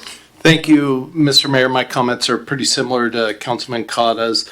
I guess my one refrain that I would have about putting it to a vote of the public is I get really concerned when the majority can impose their will on the minority. I mean, we are a representative republic, and you know, I think to a degree, it's, you know, our job to make those tough decisions. And I don't think it's a great precedent when, you know, the majority has the will to just, you know, override the minority and impose, you know, what gets added to their drinking water, such a basic thing at that level. And so I think the best thing to do is just be neutral on it, not add anything to the water. And then we are supposed to be a free nation. And then as each person wants to supplement their own health needs, they then can do so at their liberty and their will and under the advice of their doctors. So I would be in favor of motion A, removing it, Mr. Mayor. All right, well, thank you for that. Let's go to this side. Let's start off with Councilman Morales. Thank you, Mayor. Yeah, I'll be in favor of removing it as well. I think I've listened to the people in my district. When I went to their door to door, we just came out of election season. You know, I heard from a lot more people it was to remove it than to keep it in. So I'd rather vote in the interest of my district. But I concur with my fellow council members. I think the information that we've been given, especially with this court hearing or court decision, I think we should remain neutral the way that we clean our water. If people want to add fluoride, they can. I know we've had arguments in today, people can't afford toothpaste, and I looked up the cost of toothpaste with fluoride, $3, $5. I know some people maybe can't afford that, but to sit there and just say that this certain, populace of our community can't afford these certain things, I don't know if we should just really throw that out there. I think people should make their own healthcare decisions. I've said that from the very beginning. But if we can't remove it tonight, then I would be for putting it on the ballot in 2026 with what you had to say. Thank you. All right, let's jump to Councilwoman Barajas. I'd like to chime in on this. Oh, yes, absolutely. We're talking about giving people the opportunity to vote, speak their mind, and make their choice. And I think it's been proven. We've given opportunity for people to attend community forums and give their point of view, perspectives. We definitely heard from both sides. I would just like to highlight that we can look into what California is saying. We can look into what Michigan, any other state, but what really happens in Pasco, in the state of Washington. That's what I'm concerned about. There's studies out there that reflect positive results from the use of water fluoridation. And I keep hearing we should remain neutral. If we really want to be neutral, then let it be, put it on the ballot. But I'm for keeping fluoridated water. All right, well, thank you for that. So, Councilwoman Blaisdell, would you like to have your? If we vote on this tonight, I'm voting to keep it as is. So we either put it on the ballot or see where the chips fall. All right, that's the problem about having 6 council people. It could easily looks like a 3-3 on this one.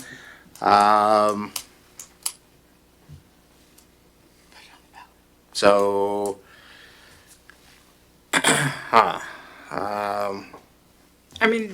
The other thing is even if we put it on the ballot, how many people actually vote in this city? So that's the other concern, I guess, because people don't actually vote. well, now we got a lot of lights come on, so let's start with Councilman Morales. Like I said, I'll stand by what I said earlier. If we're at an impasse, I'd be in favor of putting it on the ballot. Let the people decide if that is the case, because I feel like we need to. I brought this issue up. Other council members, we talked about it during our last elections. We talked to lots of people. They asked us about it. And so that's the reason why I brought it up. If people want to bring anything up, they can talk to their council members. We can bring it up. Let's talk about it. That's the reason why I did what I did. But I think we need to vote on this, put it on the ballot, and so we can put these issues behind us, because we also got other stuff we have to work on. So again, if I need to put my hat in the ring of put it on the ballot, then I'll go ahead and change my preference. All right. Just want to. No, I was just going to say that the ballot would be my second choice, but I still have grave concerns about the majority imposing what's really a medical procedure on the minority. I think that's a dangerous precedent that here in America, where people should have their free choice for their own health care. All right, I get what you're saying. So, why don't we have Mr. Perales, since he was kind of the deciding one? It's only we have 4-2 at the moment. So why don't I make Mr. Perales make the motion, and he could change it if he wants. So let's see where he goes. All right, thank you, Mayor. I'll move to direct staff to prepare ballot language and coordinate with the Franklin County Auditor regarding a measure asking whether the city should continue adding fluoride to its public water supply and return with the necessary resolutions for council action. Second. All right, so we have a motion by Councilman Perales. We got a second by Councilwoman Blaisdell. Let's do I guess we got a question by. Just clarification, do you want to put the date of the election into the motion? I'm just reading off what the prompter had now. I understand, but we provided options, we weren't sure what you want to do, so. I'll go ahead and add a friendly amendment. We'll go ahead and put it on the ballot in November of 2026. All right, so we need a second on that, or are we good, or? Good. All right, so let's do a roll call on this.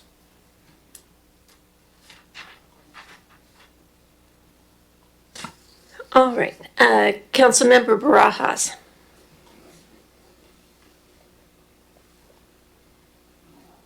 This is to put it on the ballot rather than option B, keeping it? That is correct. He did option C. No. Thank you. Okay, just so you know, this was to put it on the ballot, let the constituents decide. That's what you just had talked about. But you still want no, is that correct? Correct. My option would be option B, to keep it. Okay. All right, Councilmember Blaisdell, Yes. Councilmember Cotta, No. Councilmember Perales, Yes. Mayor Pro Tem Grimm, No. and Mayor Milne. Yes. That's defeated because it's 3-3. All right, so let's move on to, I guess, Mayor Pro Tem Grimm. Do you want to make a motion? Yes, Mr. Mayor, I move to discontinue fluoridation in Pasco's drinking water in accordance with RCW 70A.125.210 and direct staff to return with an implementation plan and any required budget adjustments. Do we have a second? I second. All right, so we have a motion by Mayor Pro Tem Grimm. We have a second by Councilman Cotta.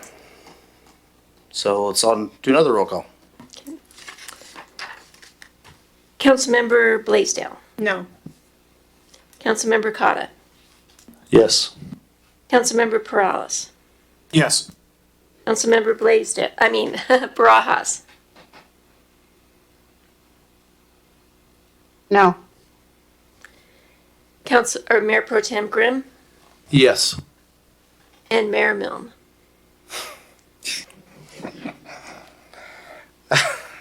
I guess just to break the, I guess yes. I'll just break the tie. Yes. That passes 4-2.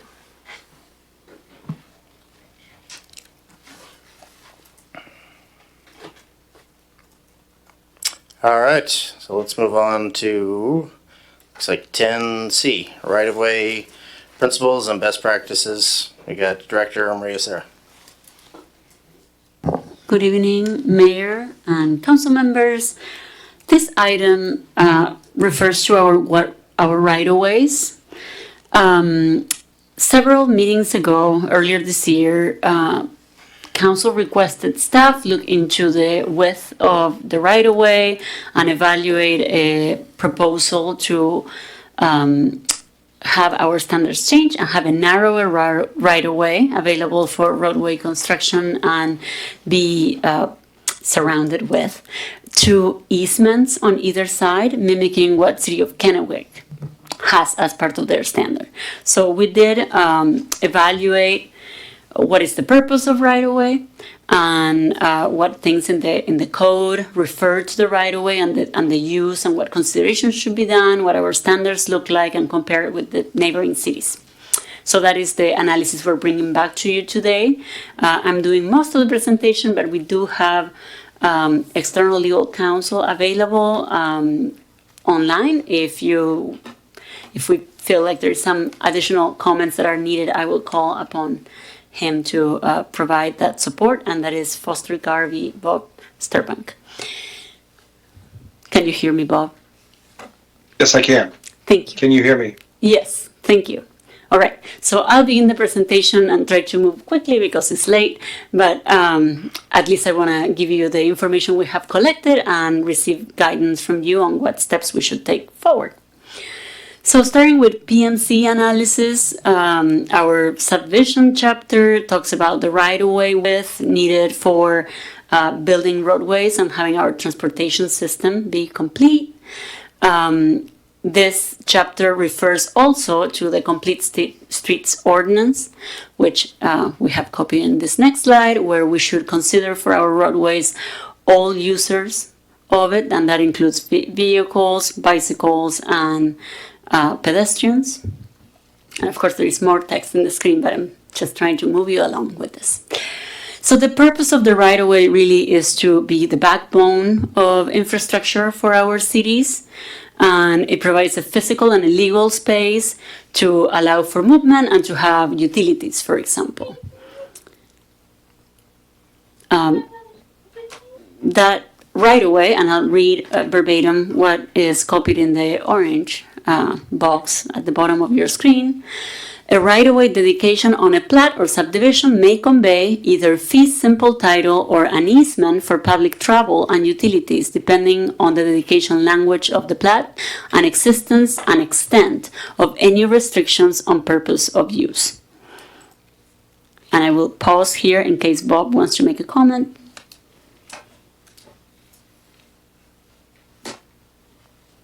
I think we're good. I think we're good. We're going to keep it moving. All right.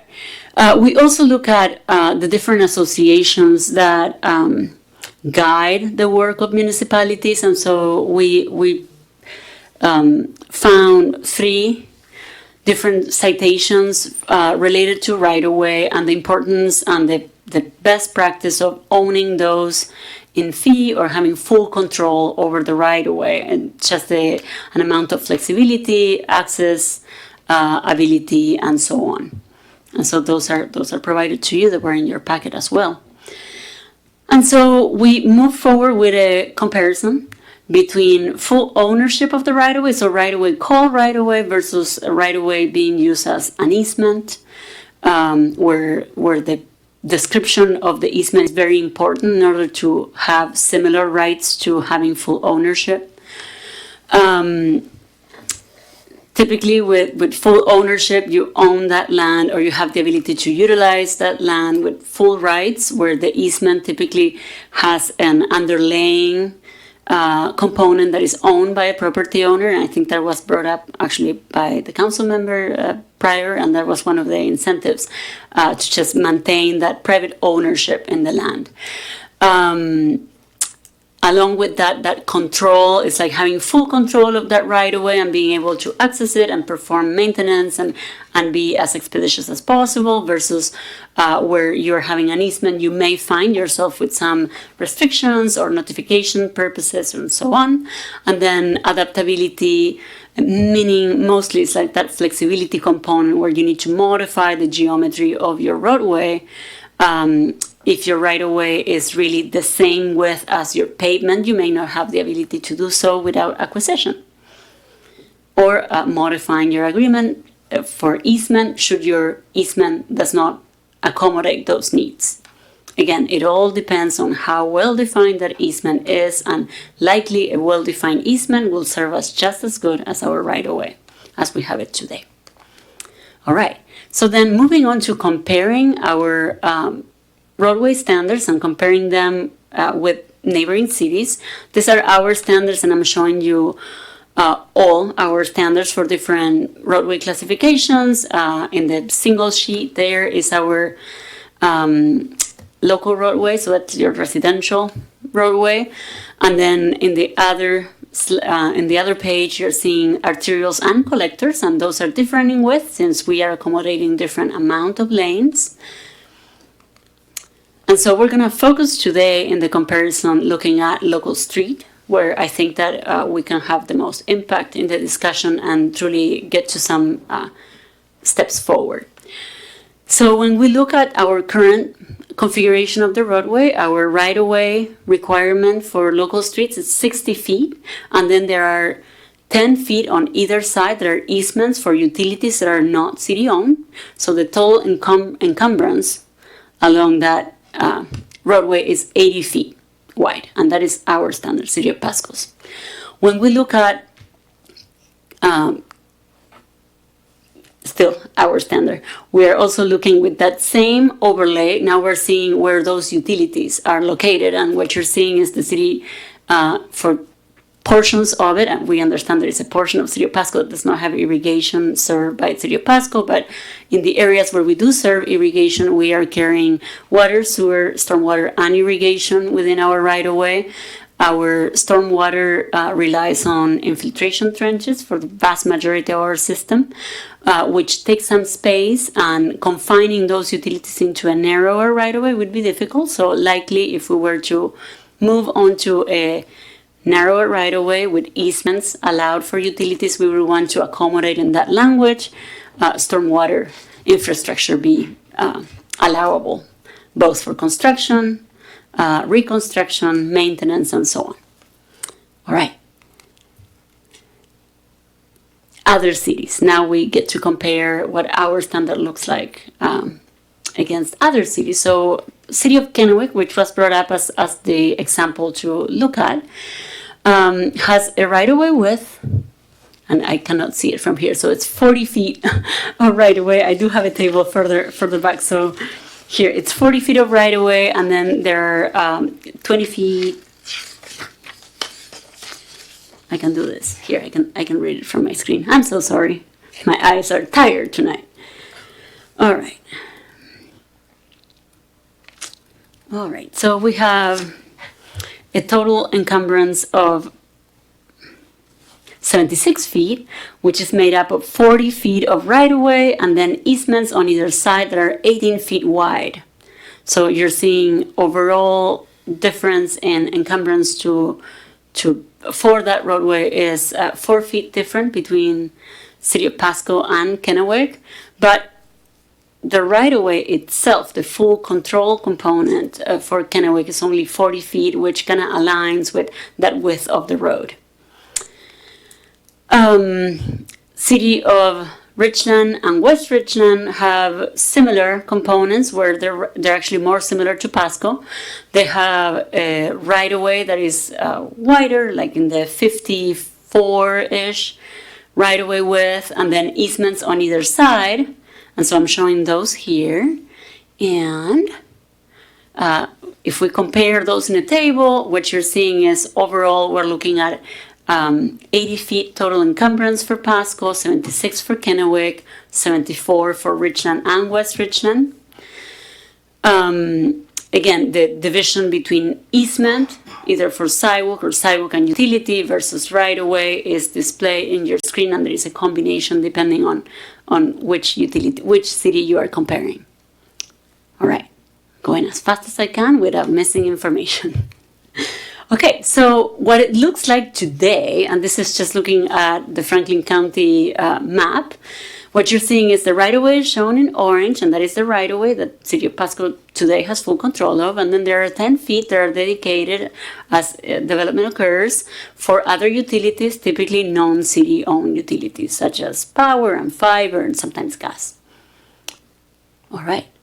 With the proposed to revisit the width of the right-of-way would be, as was suggested in earlier meeting, a 40-foot right-of-way, shown in orange again, and then easements to accommodate sidewalks and likely stormwater infrastructure, hydrants, streetlights, and so on, plus the 10 feet that accommodates the dry utilities. So overall, we're looking again at that 80-foot right-of-way need, but just distributed on what we're calling it, which really allows for, and this is just a layout of what it would look like, right? It's like you have your 40 feet and then 20 feet on either side, which gets you to that overall 80 feet burdening. But the benefit here is that it really allows for that lot size to be considered, even though there are public utilities within that easement. So that is to the benefit of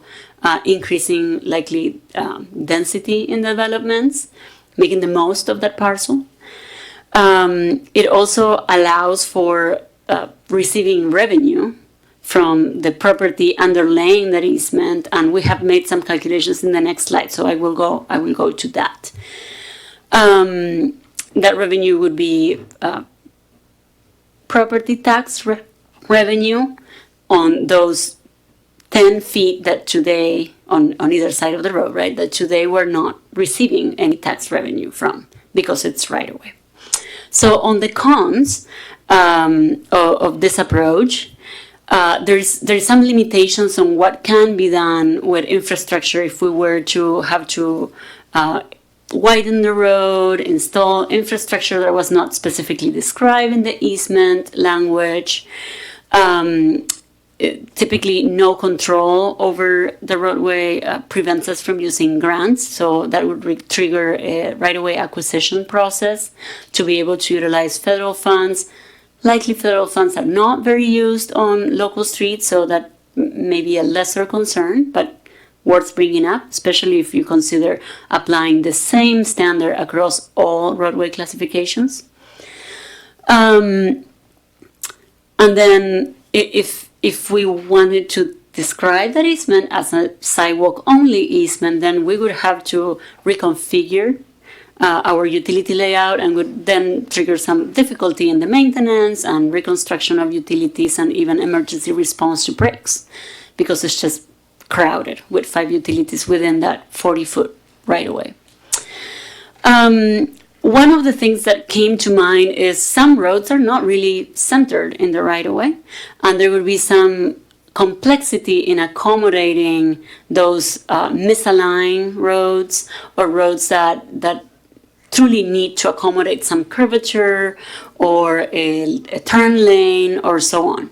So that is something that not having the right-of-way really prevents that use unless we have defined that easement for all kinds of use, which at some point I think may put us in trouble if we're really using it for vehicular travel, yet it's not owned by the city.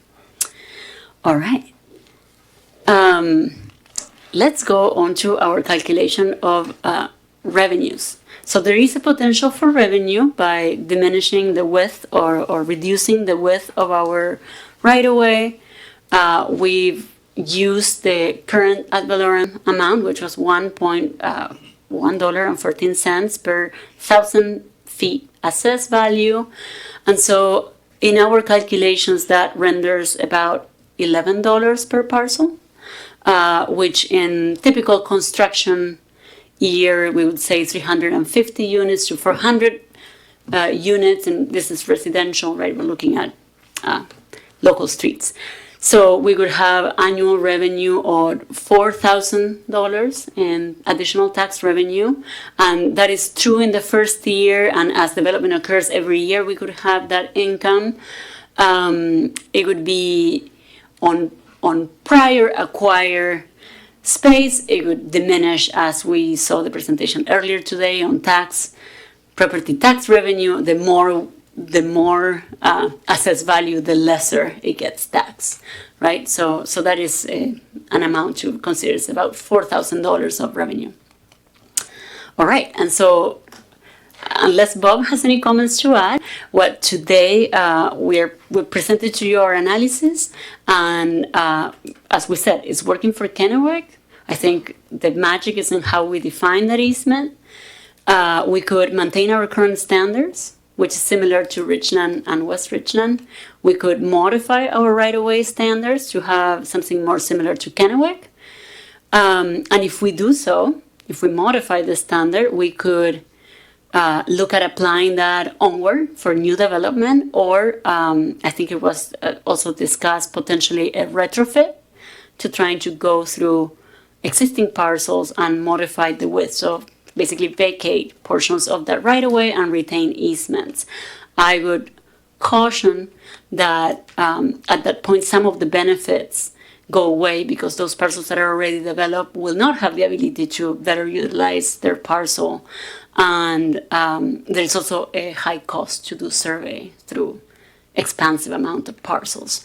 So potentially the revenue generated will not be able to cover the cost of that effort. But it would keep all cities consistent. So there is also a plus and a con within it. But did I miss anything? Would you like to add anything to the presentation? You didn't miss anything. The only thing I would add is that if, depending on what the council's focus is, if they're concerned more with facilitating increased density, there are also other ways to do it aside from changing this easement / pavement. You could, for example, change where you measure a setback from. You could narrow a setback. even if it's from the edge of the right-of-way. You could measure it from the edge of the sidewalk. So there are other tools that you have available if the increased density is the focus. The trick on the property value is, of course, how the auditor or the assessor handles it, and you don't have any control over that. That's the state, or I'm sorry, the county assessor. Thank you, Bob. All right, with that, we're happy to take any questions you may have on this topic. Thank you. All right, well, I saw Councilman Perales had his light on, so let's start off with him. Thank you, Mayor. Yeah, no, I think the pros really outweigh the cons. I think some of the benefits I see, we're going to see more housing. We'll see an increase in construction sales tax by, getting rid of this right away and decreasing it, making it more narrow. From the new homes, you'll get utility revenue. We just passed 1.5% increase. Sure, the citywide assessed value will go up, and we're not going to get that much property taxes based on what you had put on there. But I think overall, with building up 18 to 20,000 new homes in the next 20 years or so, that's going to be upwards of $200,000 a year or more in property taxes if you look at it that way.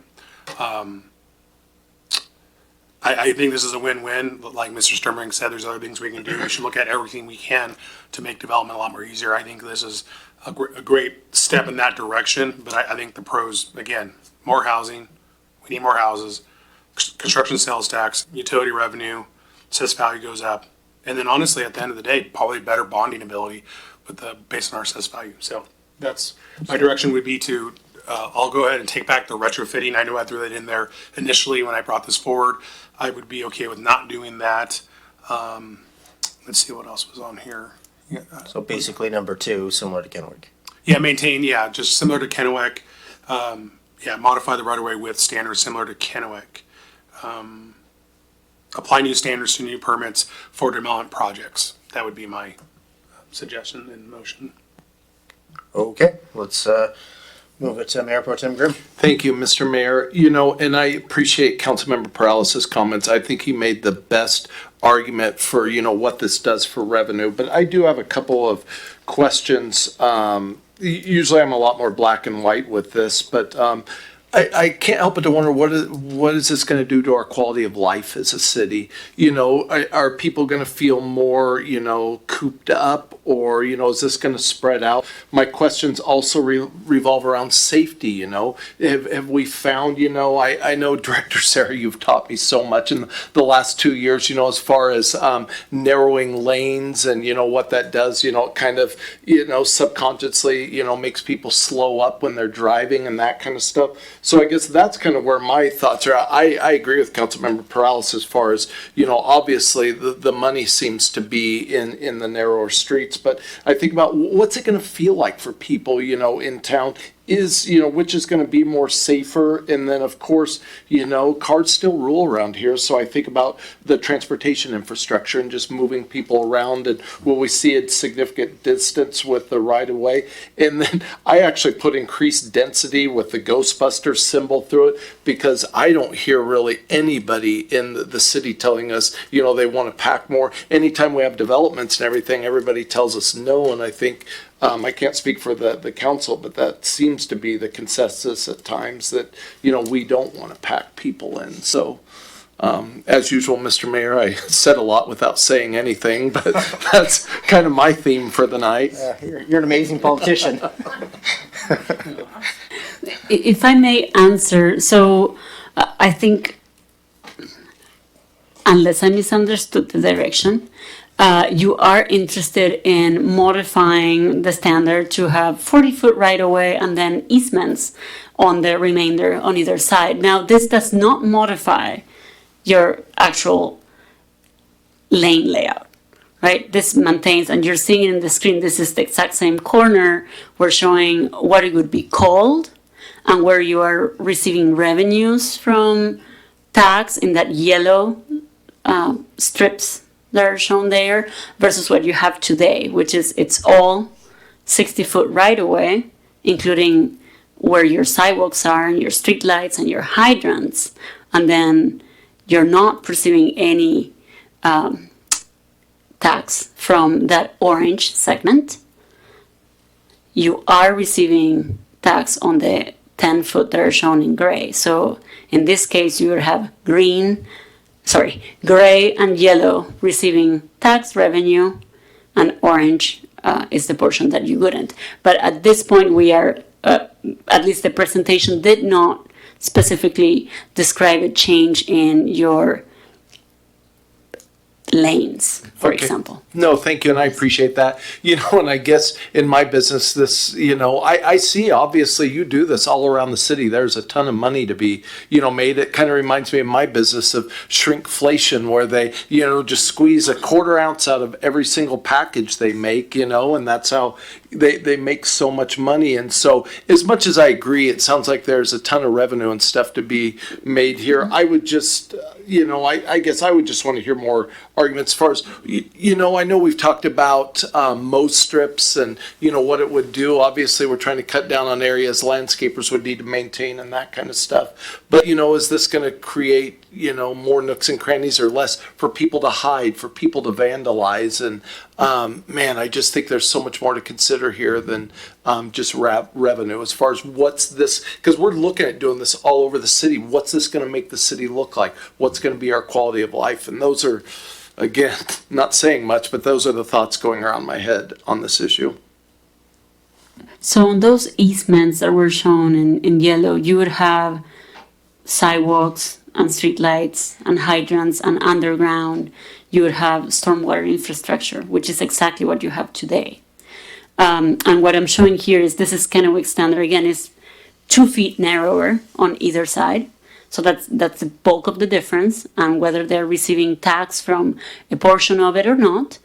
And as you can see, what they have in the easement is exactly the same that we would be having in our easement, which is streetlights, hydrants, and sidewalks. So it's really what you're calling it. Now, our calculation of revenue, if I go back here, is about $11 per parcel on the first year that you have that land assessed, which if we continue this slide, if we continue to develop at the rate that we have seen, is about $4,000 in revenue every year as those brand new sites are being developed.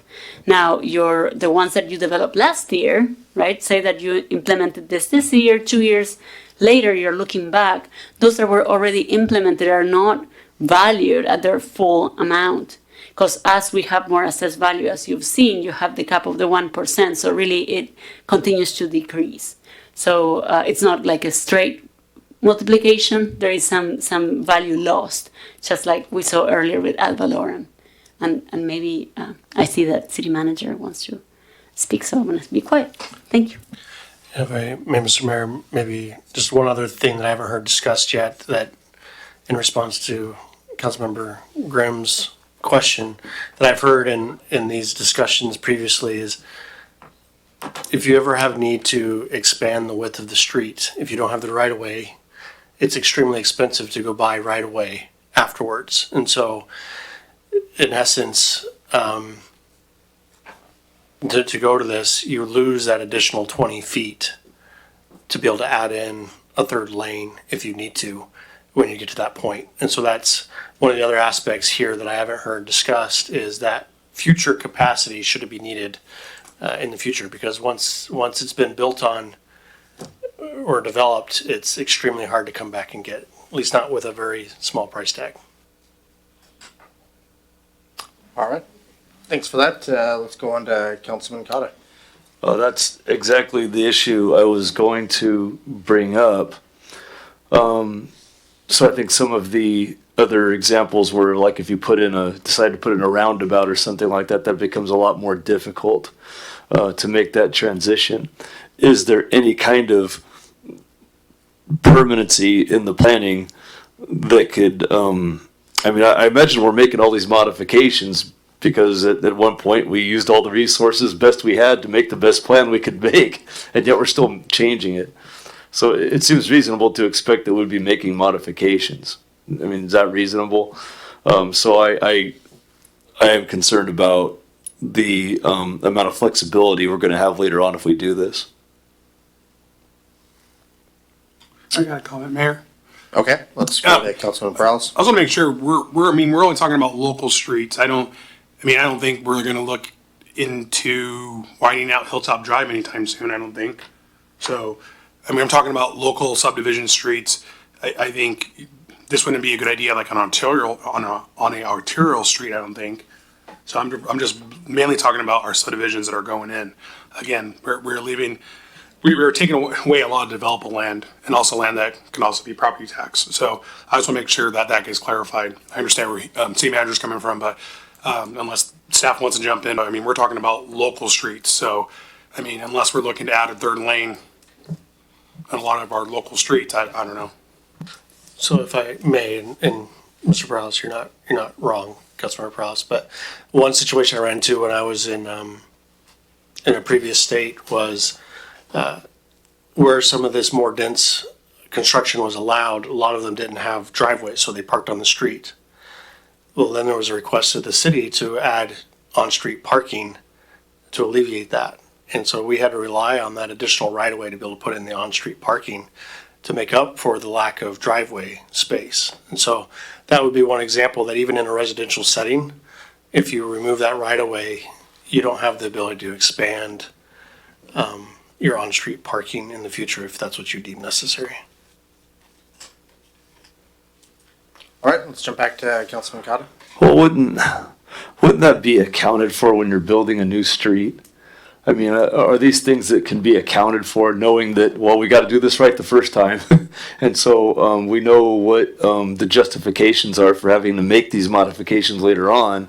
So let's not make the driveways shorter, whatever the issue is. Well, ultimately, that's what you're discussing. You're discussing your development requirements here and what you want to allow or not allowed. And the more you restrict this down, the less flexibility you have in the future is my main point. So, and again, once it's built, you live with that for a long time because it's extremely expensive to try to come back and correct later. Well, how significant is this revenue in the sense that, we're obviously competing with the other cities around us to create a better quality of life and cost of living here. This seems like a step in that direction, but is this just a small drop in the bucket, or do you have a way of assessing how much this really helps even out that divide? I would argue it's a small drop in the bucket, and as long as you have land to continue to construct on, which Pasco has in spades right now heading north, this will become more of an issue potentially later when you can't expand out anymore and now you have to grow up. So instead of going horizontal, you got to go vertical. It will become more of an issue then, but I would say Pasco is years away from having that issue or problem. Thank you. All right. Do you have any words on this, Councilwoman Barajas?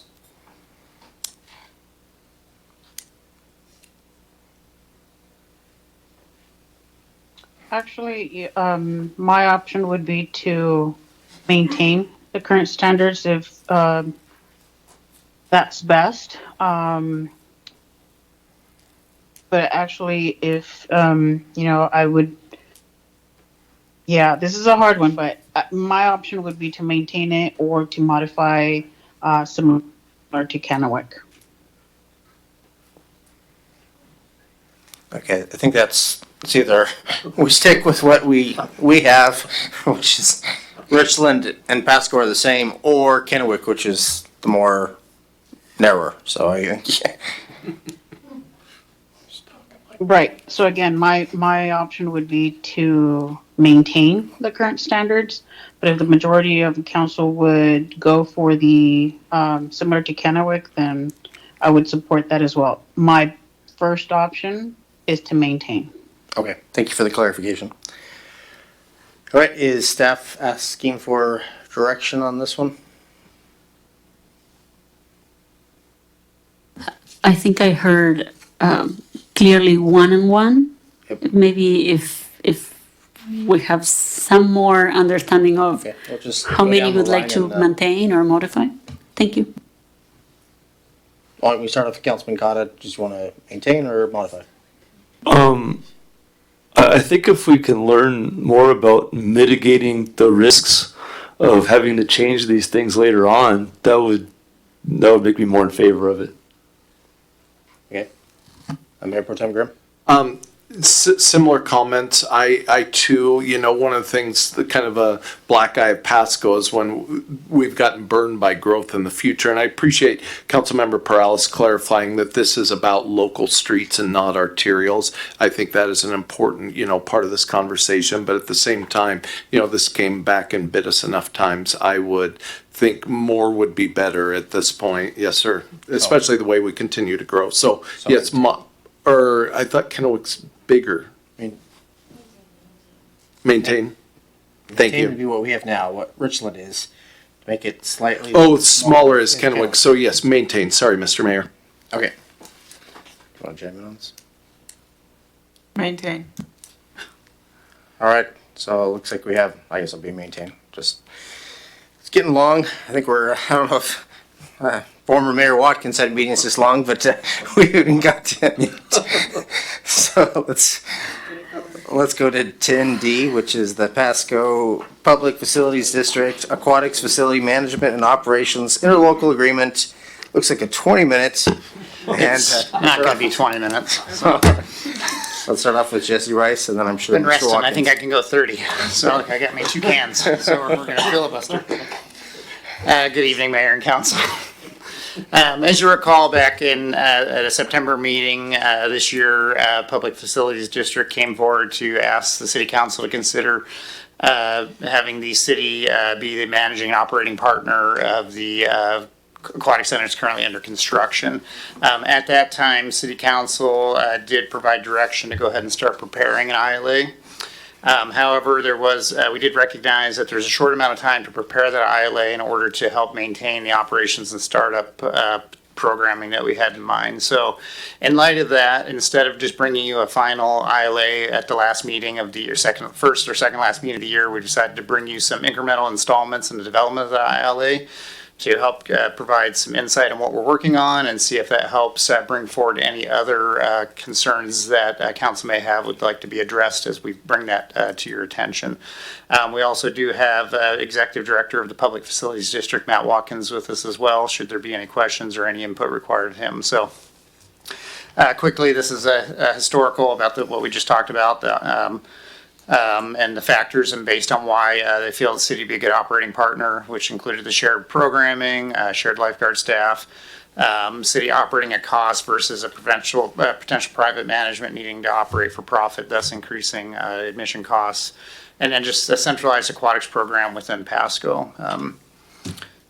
Talked about this quickly. If it is approved, we will need a new ILA. That ILA would be ideally approved at the end of 2025, so recruitment of staffing could start in January. Looks like we have about 16 weeks estimated to do the things on the screen as well after that time. So I talked about the short time frame already, and the goal of this evening's meeting as well as the next several upcoming meetings. So getting right into those, some key areas identified for review and comment this week include limits on liability. And I just had walls of text in there, so the council report obviously has some more detail in there. But limits of liability include that all liabilities incurred by the PPFD will be satisfied exclusively from their assets, credit, and properties, so the city would not be responsible for those. The city management operational administrative services, that the city provide those services and they'd be done by primarily done by Parks Recreation Facility staff, but with addition of administrative community services, finance, and HR staff as well. That the city and the board would jointly develop an annual operating budget to ensure that both are in agreement on what that budget is, what it looks like, and what the revenue and operating expenses might be.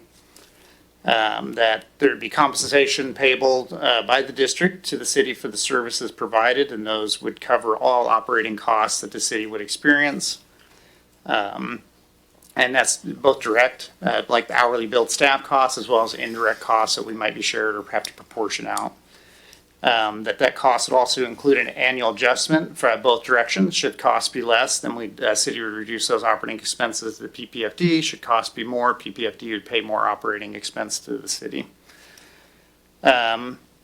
And that we'd jointly work together on several things, including development of an aquatics facility capital improvement plan, repair and replacement reserve policy. That's to ensure that the aquatic center would continue to be able to function under its own funding sources and ensure that it maintains its ability to serve the public for many years to come. We're talking about provisions for insurance and indemnification to make sure that each agency is covered, as well as eliminate any double indemnification that may occur. We talked about initial term. At this point, we have set for, I believe it'd be 3 years, it looks like, at this initial time, and then with the potential for renewals unless either party wanted to back out of that agreement with a notification of 18 months. So those are the things that we're working on so far. We're using both legal services of the PPFD and the City of Pasco combined. So, and while you think on those for a little bit, additionally, staff have been working on several areas as well as creation of our safety operational maintenance policies. We created a regional aquatic safety network group with staff from Pasco, Richland, Kennewick, Helensburgh, Quincy, Moses Lake, and Asotin County to review our policies, procedures, as well as they're performing walkthroughs of the facility as it's being built to help provide feedback and ensure that we have good operational plans. And then as I reported earlier, or last week, we have the installation of a memorial pool dome, which will allow us to create a minimum of 3 monthly lifeguard recruitment, onboarding, training, and certification sessions, so that if the ILA is approved, we are able to start onboarding those lifeguard staff and have them prepared for opening day. So between what we're working on for the ILA and then the additional information shared staff are working on, we are seeking feedback on these presented items, as well as input any additional items or concerns that you'd like to see addressed with the final draft that we'll bring to you for approval again early December at this time. So with that, I'll quit talking and see if I need to open up another can of pop. All right, let's start off with Mayor Pro Tem Grimm. Thank you, Mr. Mayor. No, as I've kind of spoken from the beginning, I think this is a good partnership for the city. I think it puts us in the best position to, hiring people off the street can be very, very difficult. And this, by this partnership with the PFD, PPFD will, help make us the big player on the block and give us the best opportunity for retention. And let's face it, every lifeguard in the area is going to want to go to the shiny new place. And so as much as we can be in partnership with them in the Memorial Dome, I know we've, hopefully just continue to learn over, everything in the past year and, beyond that. But I still look forward to this partnership. Thank you. All right, let's jump to Councilman Perales. Yeah, no, I think I've been pretty vocal about it. I don't think we should be partnering with the BFD in this endeavor, and it's really just strictly from a liability standpoint. I think it's a really big jump to go from the memorial pool to a full-fledged aquatics facility. I may be the outlier here, but I don't have the warm and fuzzies that we can adequately oversee this. I think perhaps BFD should look for a third party that will actually oversees these types of things. So as of right now, I'd be a no vote unless I see some type of plan in regards to the liability piece here. So, all right. Well, thank you for your comments. I know I've been on the Park and Recs board for 10 years, and I trust the staff. I always thought your presentations were very good. I know there's an incident that we've had in the past, but overall, I believe in the city of Pasco, and I believe the direction that we're going. So I'd be for this as well. I mean, obviously, it sounds like we're going to save some money. I think that's kind of top priority, but also provide a good quality product that's out there. So I'm in line with Mayor Pro Tem Grimm, but let's see what Councilman Cotta has to say about this. I recall, I think the last time we talked about this, there was an issue of the aquatic center being not enough work for one person to pay a high salary. And we talked about it. Maybe there's a liability there with regarding, it's getting late, sorry. Having some a retainment. And so I understand what Leo's saying, and third party, and there may be some qualifications there in outsourcing the management of it, but it seems like having a consistent manager is going to make it safer, efficient, and it seems like we have the best means of doing that if the city is overseeing that. Is that the shared opinion? Yeah, I don't know if we actually talked salaries, but I think what we did talk about would be expanding our own aquatics program and having an aquatics manager versus just a recreational staff person that kind of oversees that now, and expanding the depth of the bench, I guess we'd say, with an aquatics manager, and then as well as an assistant aquatics manager to ensure that we have that, that coverage for 7-day week operation at both facilities. And that's even without merging with the aquatic center, we're going to have a need to expand our own staffing in order to keep Memorial Pool now running, 11 months out of the year, 7 days a week, multiple programming and staffing. So I think that's where the combination of those resources would potentially attract and or build up our own resources internally between both groups and build a bit deeper bench, I guess, as we'll say. Thank you. You were responsible and had a lot more coffee than me. All right, Councilwoman Bross, is there anything you'd like to say about this as well?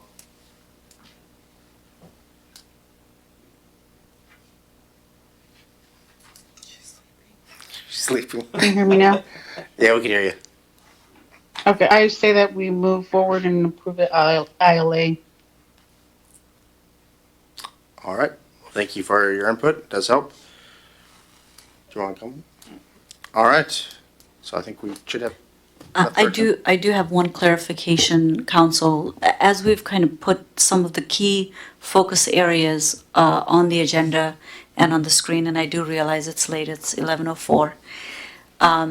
Getting particular input on whatever you might think is missing that staff is not thinking would be helpful, because our turnaround time is very short. So when you see a full ILA come back to you, we're going to have less time to take action. And so I just want to make sure you don't have to answer today, but giving staff some feedback when you have time to look through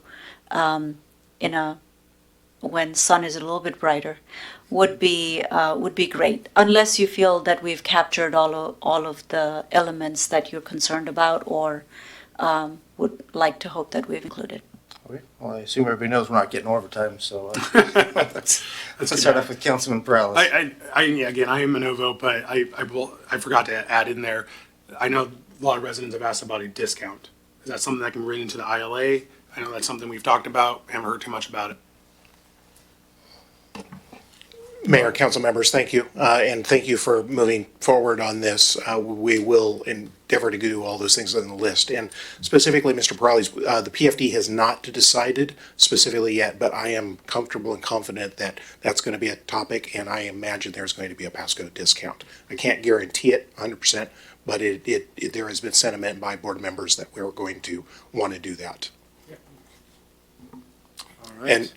And maybe just to clarify or to augment Ms. Sigdel's comments too, I think you saw a laundry list of things that the city of Pasco looked through on the details. In this case, Mr. Ferguson has been the PFD's attorney. He submitted that to the city of Pasco for review. So there's, if we work through these things, we're hopeful that we do reach that decision point in the early meeting in December that we can adopt the updated ILA. If this doesn't cover any of those things, I think the point is to speak up now. Hopefully this does cover the things, and we'll work through these to make sure that we get these updated for that agreement point.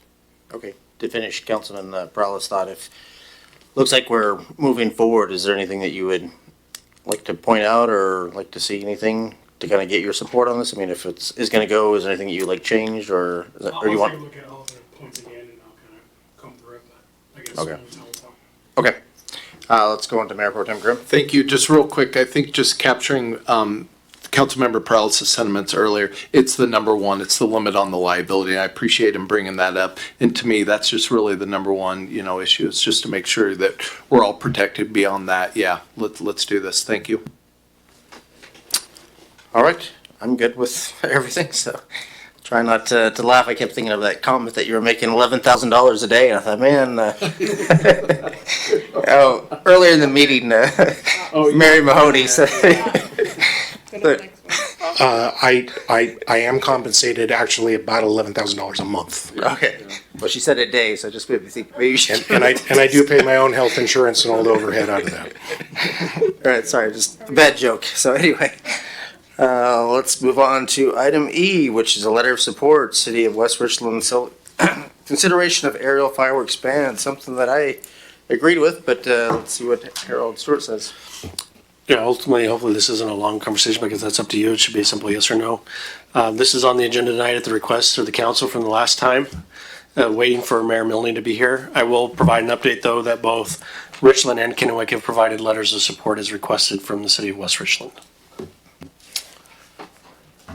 All right, appreciate that update. What about you, Mr. Mayor Pro Tem? Thank you, Mr. Mayor. I maintain a no vote on this, just for the simple purpose that we have our own hard decisions to make here as seen tonight. And, I guess let our testimony or our letter be to the fact that we don't have aerial fireworks that are legal here. But between that and not wanting to meddle in other cities and municipalities' affairs, I will be a no vote for those reasons, Mr. Mayor. Thank you. All right, I do appreciate that. I will, in all honesty, I actually do watch all my fireworks in Richland because it is quite the spectacular show. I think I've been going there for like the last 15 years because it's pretty phenomenal. But here in Pasco, I don't like it. And I do know that there's a dog issue where a lot of times when you have mass amount of fireworks, it does scare dogs. So that was kind of one of the reasoning why I've been against aerial fireworks, because it is hard on the pets. So again, I said yes, but doesn't mean that everybody else has to. But anyway, I guess we'll see where the motion goes and where everybody decides.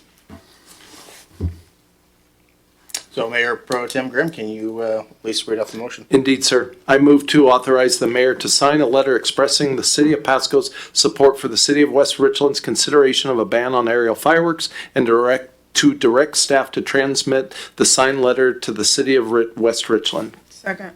All right, so we have a motion by Mayor Pro Tem Grimm. We have a second by Councilwoman Blaisdell. You want a roll call, or is this a... I guess let's, all those in favor say aye. Aye. All those opposed say nay. Nay. Nay. I guess I'm the only one. All right, well, that settles that one. All right, so let's jump to number 11, new business. I'm not seeing any listed. Let's jump to 12, miscellaneous discussion. We have the city manager report. Yes, I know it's been a long evening, so I'll keep it brief. Any questions you have with the report that was prepared?